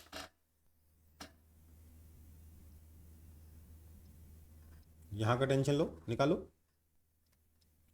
और यहाँ पर ये हाइट का डिफरेंस अगर h है तो जो टेंशन है ना वो उस हाइट के साथ लीनियर फंक्शन है। ये बड़ा इंटरेस्टिंग इक्वेशन आता है। देखो मैंने इसको इस तरीके से फॉर्म में याद नहीं रखा है, मैंने आपको ये बना के लिखा है अभी आपके सामने। मैं इसको, और ये इनफैक्ट स्टैंडर्ड रिजल्ट है भी नहीं, ये मेरा रिजल्ट है। मैंने क्या देखा था, बार बार क्वेश्चन में ऑब्जर्व किया था, बहुत सारे क्वेश्चंस में, कि जब मैं यहाँ से ये लेंथ अगर एल है, L/3 हाइट जब जब भी ऊपर जाऊँगा ना तो टेंशन 1 mg से घट जाता है। 2L/3 जाऊँगा तो 2 mg से घट जाएगा। 3L/3 मतलब पूरा L से जाऊँगा तो 3 mg से घट जाएगा। समझ में आई बात? बार बार क्वेश्चन में ऑब्जर्व किया था मैंने ये, तो मैंने अपने हिसाब से फॉर्मूला ड्राइव किया, तो मेरे पास बहुत एकदम सिंपल सा लीनियर इक्वेशन आ गया था। ठीक है, आप देखिए जो अपने रिजल्ट निकाला था पहले, ये वाला रिजल्ट निकाला नहीं था मैंने, बस लिख दिया था 0 3 mg 6 mg। क्या है ये? एल हाइट पे 3 mg घट गया, एक और एल हाइट पे 3 mg और घट गया, है ना? Yes sir. Yes sir. वो लीनियर है। तो अगर आपको इनिशियल स्पीड पता है तो आप नेचुरल सी बात है बॉटम ऑफ स्पैन पे टेंशन तुरंत निकाल लोगे। Tension t is equal to M g plus m v square by l, है ना? यस। उसके बाद बोलो भैया उसमें मैं इस तरीके से एडजस्ट करूंगा, टेंशन को जीरो कर दूंगा, मेरे को एच मिल जाएगा। एच मिल जाएगा तो ऑब्वियस चीज़ है, मैं थीटा निकाल सकता हूँ, है ना? H is equal to l into 1 plus cos theta, right? निकाल सकता हूँ कि नहीं? Yes sir.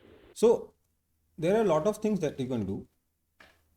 क्वेश्चन पूछने को बहुत सारे पूछे जा सकते हैं। क्वेश्चन पूछने को ये पूछा जा सकता है, बताओ कितनी स्पीड से फेंकोगे कि बॉल यहाँ जाएगी और किस पॉइंट पे छोड़ेगी नहीं पता, पर जहाँ से जब भी सर्कुलर मोशन छोड़ेगी तो प्रोजेक्टाइल मोशन करते करते वापस यहीं पे आके गिरेगी।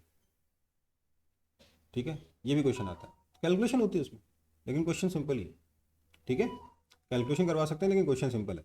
कैलकुलेशन करने का एक चीज़ मैंने ये वाला मेथड इसलिए भी सिखाया क्योंकि मैं एक चीज़ बहुत खास तौर से आपको दिमाग में डाल देना चाहता था कि आपके सेंट्रीपिटल फोर्स और काइनेटिक एनर्जी दोनों में एम वी स्क्वायर आता है, इसलिए ज़बरदस्ती वी निकालने की जरूरत नहीं है। एम वी स्क्वायर ज़्यादा काम का वेरिएबल है। एम वी स्क्वायर को अगर आप कुछ मान लेते कुछ कांस्टेंट तो, या कोई वेरिएबल, तो वो वेरिएबल ज़्यादा काम का है इक्वेशंस को सॉल्व करते वक्त। समझ में आई बात? Yes sir. ठीक है, दो चीज़ें मैं आपके दिमाग में डालना चाहता था। ठीक है, तो वर्टिकल सर्कुलर मोशन की थ्योरी तो का ये फॉर्मूला हम लोग यूज़ कर सकते हैं? सब्जेक्टिव में नहीं। यस सर, मतलब एमसीक्यू में। हाँ बिल्कुल। चलो इसीलिए हो जाता है। हाँ चलो आगे बढ़े फिर। Yes sir.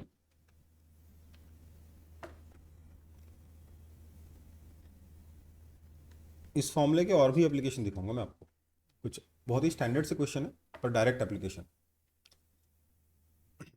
एग्जाम्पल,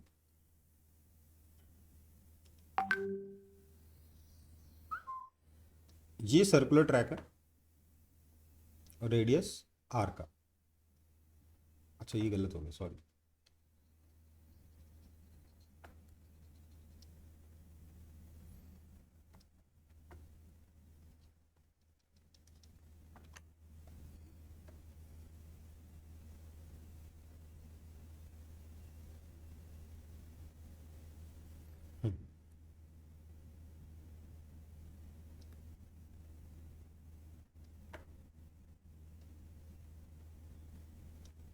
ये एक स्ट्रिंग है जिसके आगे बॉब लगा हुआ है, मास कैपिटल एम मान लो, स्ट्रिंग की लेंथ एल मान लो। ये यहाँ पर एक कील से बंधा हुआ है, इससे वाई हाइट नीचे एक और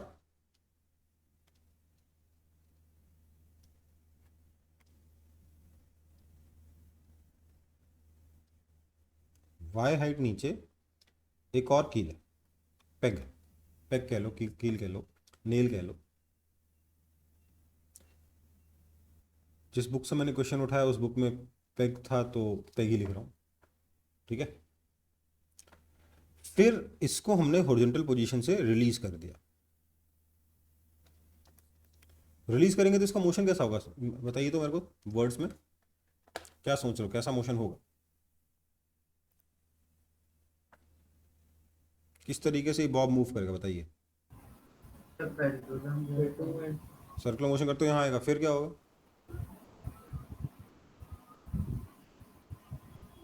तो फिर ऊपर चला जाएगा।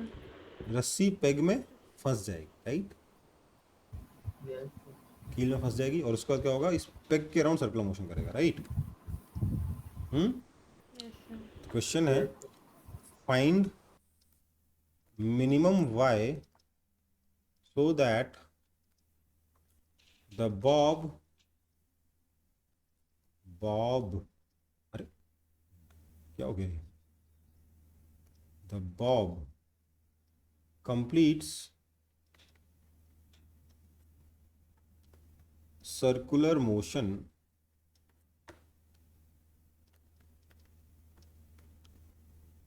around the peg।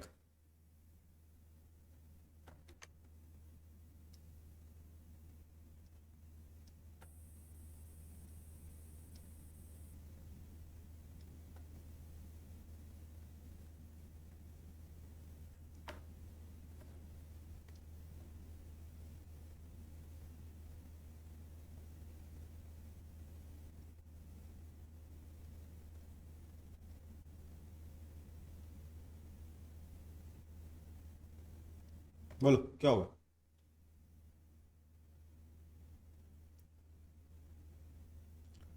हम बोलेंगे अगर बॉब को हमने यहां से छोड़ा तो यहां पर इसकी वेलोसिटी कितनी होगी, √2 GL होगी कि नहीं होगी, है ना। Yes sir. और इसके बाद क्या होगा, बॉब इस पेग के अराउंड इस रेडियस आर में सर्कुलर मोशन करेगा। Yes sir. तो this √2 GL has to be greater than और इक्वल टू √5 GR।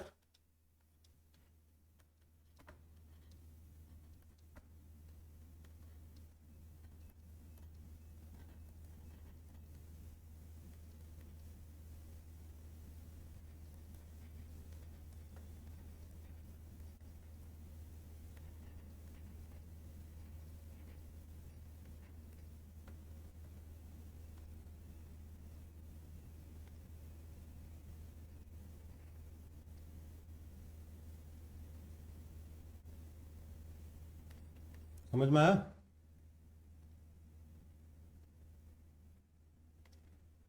सर थोड़ा समझा दीजिए ना सर।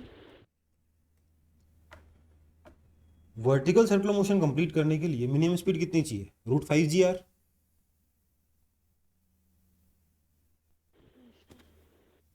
वो आर एल जो लिखा जा रहा था वो रेडियस ही था ना बेसिकली, वर्टिकल सर्कल का। Yes sir. और है कितनी स्पीड, √2 GL है, क्योंकि एल हाइट से नीचे आया, right. Yes sir. So this √2 GL has to be greater than equal to √5 GR। R कितना है सर, ये पूरा एल है, ये वाई, ये आर है और ये वाई है, ठीक है। समझ में आई बात? Yes sir.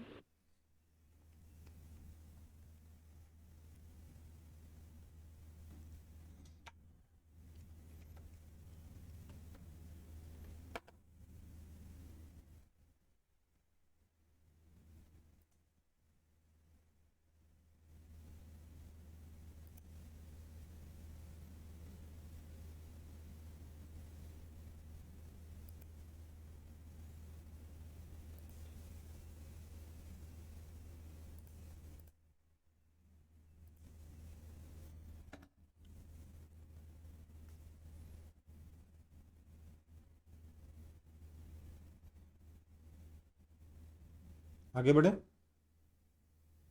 सर, हो गया। चलो अगला टॉपिक डालते हैं, सर्कुलर मोशन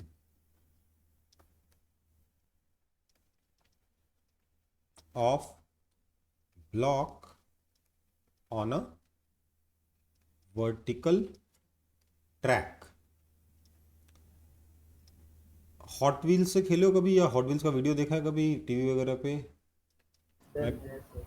हम्म मैं कभी खेला नहीं, पर मैंने वीडियोस देखे हैं। है सर। हाँ, तो उसमें क्या होता है, आपने ये वाला मोशन देखा होगा, ऐसा ट्रैक देखा होगा, देखा कि नहीं देखा? Yes yes sir. सर। ये सर्कुलर ट्रैक होता है, इसके ऊपर एक कार आती है और ऐसे घूम के जाती है ना। Yes sir. इसका रेडियस अगर आर है, तो इस केस में भी ध्यान दीजिएगा, जब कार एक सर्कुलर मोशन कर रही है तो किसी भी मोमेंट पर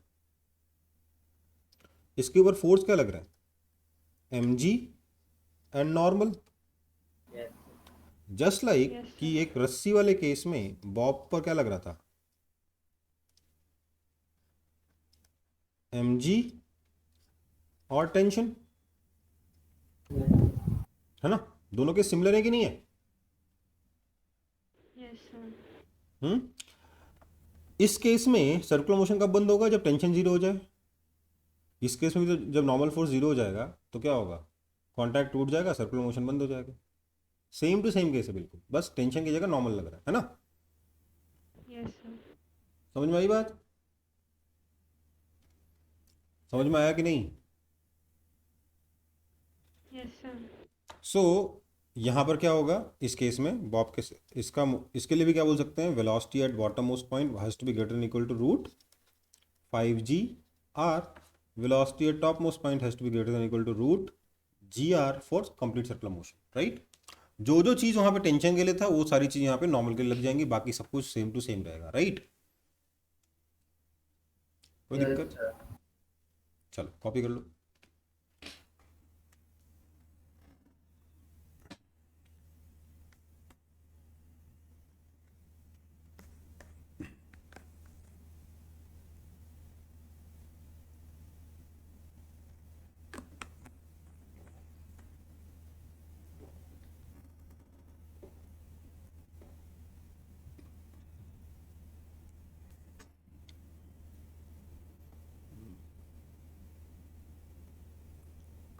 सर हो गया। हो गया। Yes sir. अगला टॉपिक है, सॉरी अगला एग्जाम्पल है,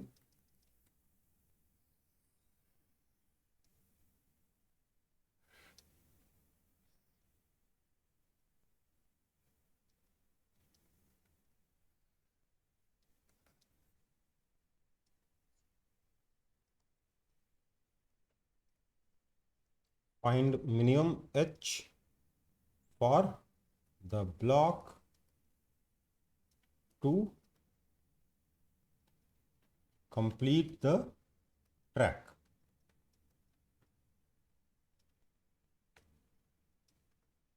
फटाफट निकालिए, एक लाइन का क्वेश्चन है।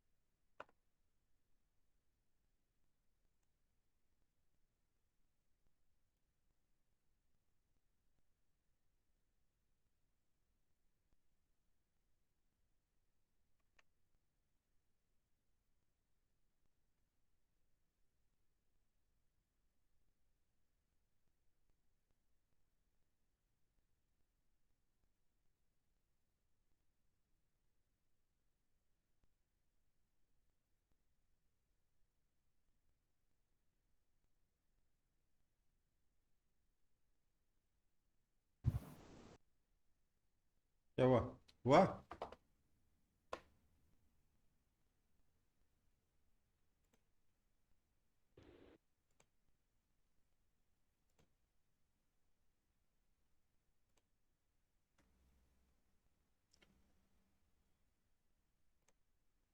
नहीं हुआ? क्या यार? सर मतलब सर हाँ बोलो। सर आप बोले ना, बोलो।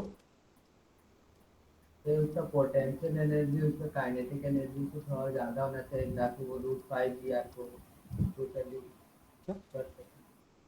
काइनेटिक एनर्जी पोटेंशियल एनर्जी ज़्यादा होना चाहिए, सब क्या बोला मैंने? नहीं सर, मैं बोल रहा था सर, इसका टॉप मोस्ट पॉइंट पे पोटेंशियल एनर्जी MgH होना चाहिए हाँ, ब्लॉक का ये। सर तो फिर उसको छोड़ेंगे तो काइनेटिक एनर्जी गेन करेगा। यहाँ पे कितना हो जाएगी वेलोसिटी? √2gh हो जाएगी।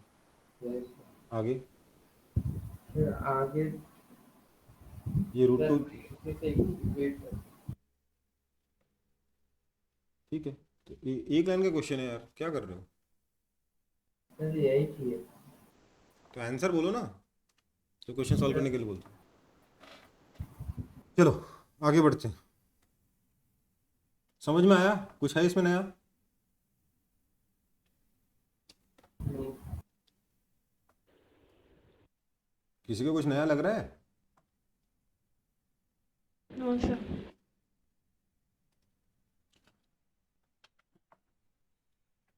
अगला टॉपिक है वर्टिकल सर्कुलर मोशन विथ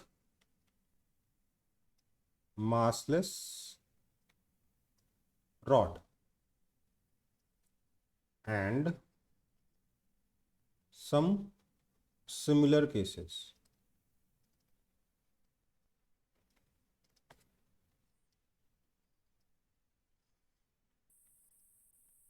ठीक है, एक मासलेस रॉड के साथ वर्टिकल सर्कुलर मोशन करेंगे और कुछ सिमिलर केसेस भी देख लेंगे। मतलब रस्सी की जगह मासलेस रॉड। ओके बेटा, अब मासलेस रॉड में के केस में अगर मैं मासलेस रॉड से एक ब्लॉक को यहाँ अटैच करके छोड़ दूँ, स्पीड अगर 0 भी है तो मोशन कैसा होगा? क्या रॉड ढीला हो जाएगा? बताओ बताओ, कुछ तो जवाब दो यार। सर रॉड कैसे ढीला होगा? रॉड तो ढीला नहीं होगा। मतलब इस ब्लॉक का डिस्टेंस सेंटर से हमेशा लेंथ एल के बराबर रहने वाला है, हाँ या ना? Yes sir. मतलब मूव करेगा तो सर्कल में मूव करेगा, और कोई उपाय नहीं है। और अगर यहाँ से शुरू करेगा तो ऑब्वियसली सफिशिएंट एनर्जी होगी दोबारा से इसी जगह पे आने की, है ना? तो यस इसलिए सर। इस केस में जो वी टॉप है, इट अगर ये 0 भी हो तो काम हो जाएगा, है ना? है ना? Yes sir. क्योंकि ये रॉड ढीला नहीं हो सकता, राइट? रॉड ढीला नहीं हो सकता, इसलिए सर्कुलर मोशन ये कंप्लीट कर ही लेगा even if top most point पे इसकी वेलोसिटी 0 हो। और इसलिए जब ये रॉड हॉरिजॉन्टल पोजीशन में पहुंचेगा तो इसकी जो वेलोसिटी होगी that will be equal to √2gl, और बॉटम मोस्ट पॉइंट पे इसकी मिनिमम वेलोसिटी जो रिक्वायर्ड होगी वो कितनी हो जाएगी? √5gl नहीं होगी, √4gl होगी। समझ में आई बात? इजी या डिफिकल्ट?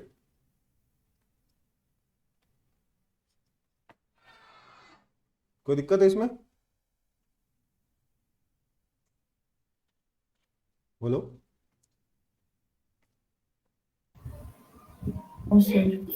अब देखो यहाँ पे एक इंटरेस्टिंग चीज, इस पोजीशन पे टेंशन कितना आएगा?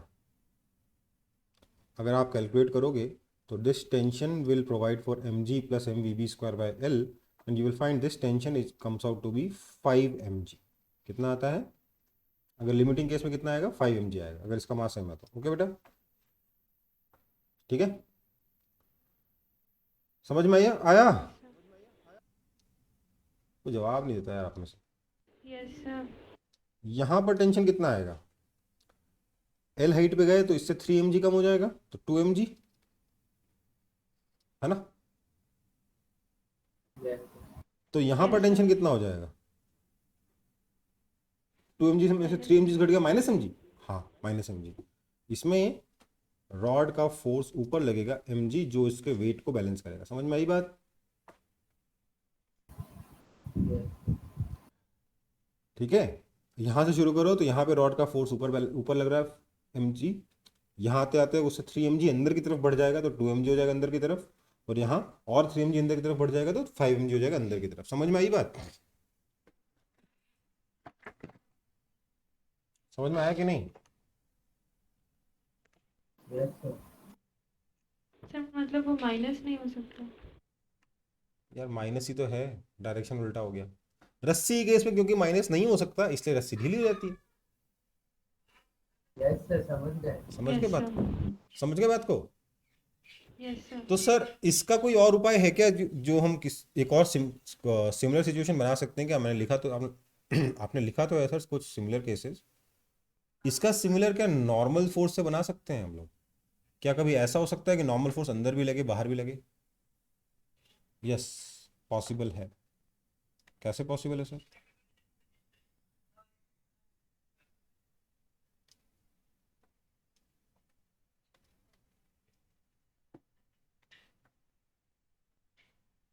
ट्यूब बना लो, स्मूथ ट्यूब। समझ गए बात को? हम्म। Yes sir. ट्यूब के अंदर भी अगर आप ब्लॉक को यहाँ से छोड़ोगे तो ऐसी जगह डर डर डर, बॉटम उस पॉइंट पर कितनी वेलोसिटी हो जाएगी? √4 GL से बड़ी चाहिए, है ना। यस समझ में आई यस बात? Sir. V top greater equal to 0 चाहिए, मतलब बस कुछ भी हो तो सर्कुलर मोशन हो जाएगा, राइट। और यहाँ पर सर्कुलर मोशन कंप्लीट करने के लिए कितनी स्पीड चाहिए? वी ओरिजेंटल पोजीशन पे greater and equal to √2 GL चाहिए। इस पोजीशन पर अगर स्पीड 0 है तो उस केस में इस पोजीशन पे नॉर्मल फोर्स बाहर लगेगा, यहाँ पे नॉर्मल फोर्स अंदर लगेगा, यहाँ पे नॉर्मल फोर्स अंदर लगेगा। ये वाला नॉर्मल फोर्स कितना होगा? 5 mg। अगर लिमिटिंग केस है तो जो टेंशन की और नॉर्मल की वैल्यू डाल रहा हूँ कौन से केस में बता रहा हूँ? लिमिटिंग केस में। और यहाँ पे अंदर वाला सरफेस बाहर की तरफ फोर्स लगाएगा कितना? mg। समझ में आई बात? Yes sir. ये IIT JEE 2002 में ये सिचुएशन पर क्वेश्चन आया था। Normal as a function of theta बताना था दोनों सरफेसेस का। Okay, normal as a function of theta बताना था। समझ में आई बात? थीटा बताना नहीं था, उसका ग्राफ बना के दिखाना था। ओके बेटा। Yes sir. तो सिचुएशंस कैसे बना सकते हैं, सब कुछ क्लियर है एकदम? Yes sir. तो हमने ऐसा केस देख लिया जिसमें जो फोर्स है जो सिर्फ सेंटर की तरफ लग सकता है, जो फोर्स दोनों की तरफ अंदर सेंटर की तरफ भी लग सकता है, सेंटर से अवे भी लग सकता है। हमने कोई ऐसा केस देखा क्या जिसमें फोर्स सिर्फ सेंटर से अवे लग सकता है? नहीं ना। देखा क्या? देखा नहीं देखा? अब देखेंगे, इसको कॉपी कर लो।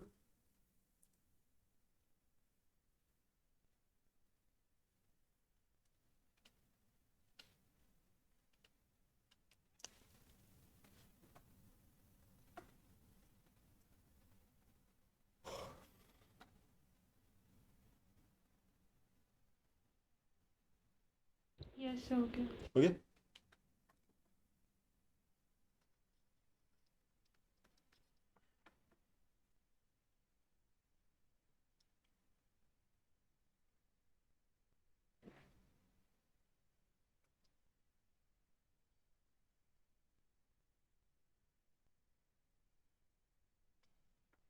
ये हमारे पास एक हेमिस्फेयर है।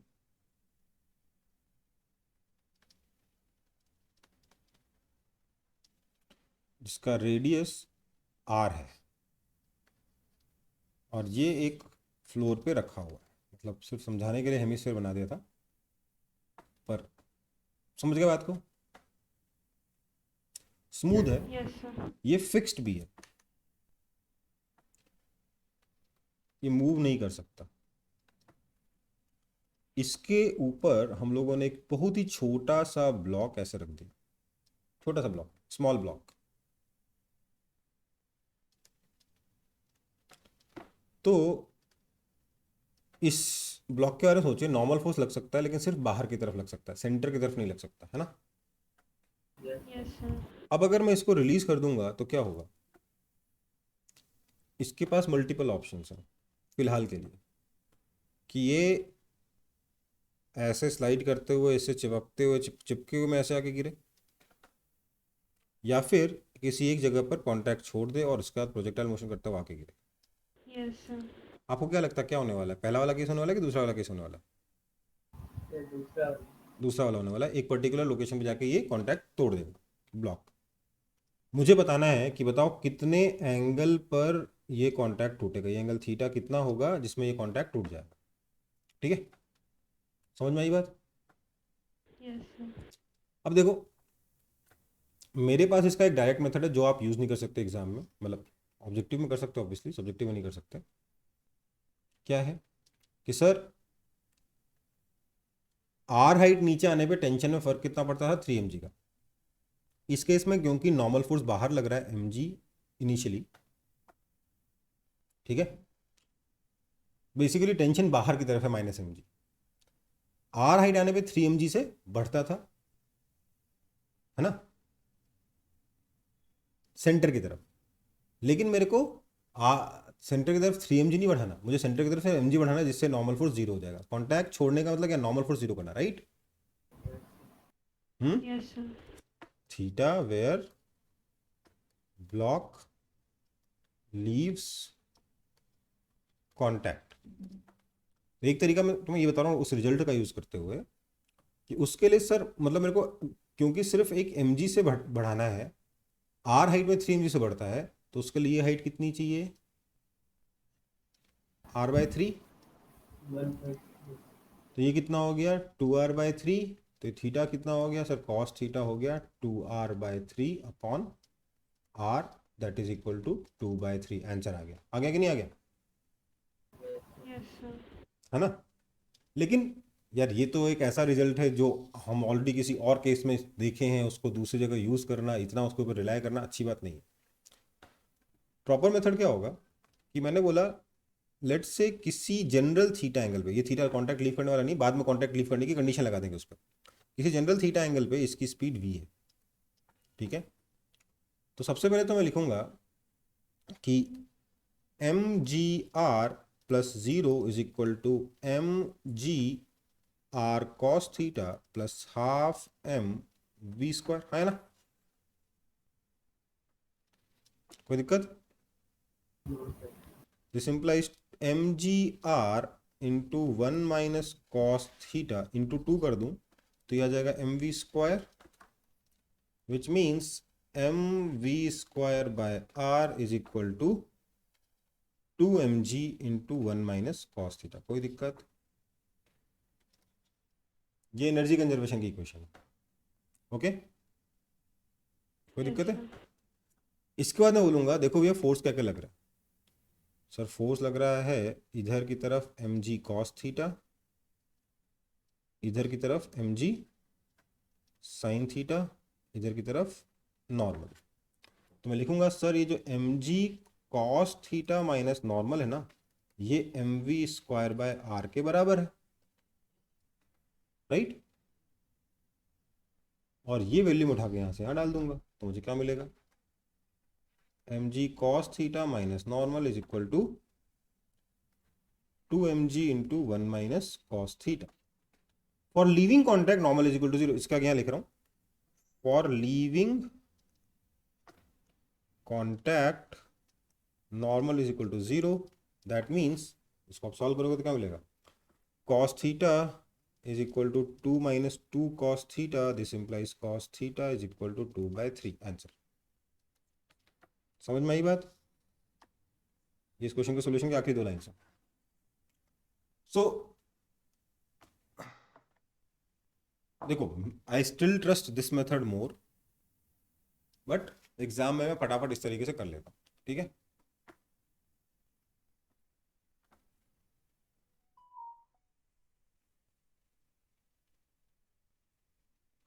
सर पर पहले वाला मेथड से समझना थोड़ा इजी। दूसरा वाला समझना ज़्यादा इजी है, थोड़ा सा कॉन्सेप्ट बना होगा। दूसरा वाला समझ में नहीं आ रहा तो पहला वाला बिल्कुल भूल जाओ।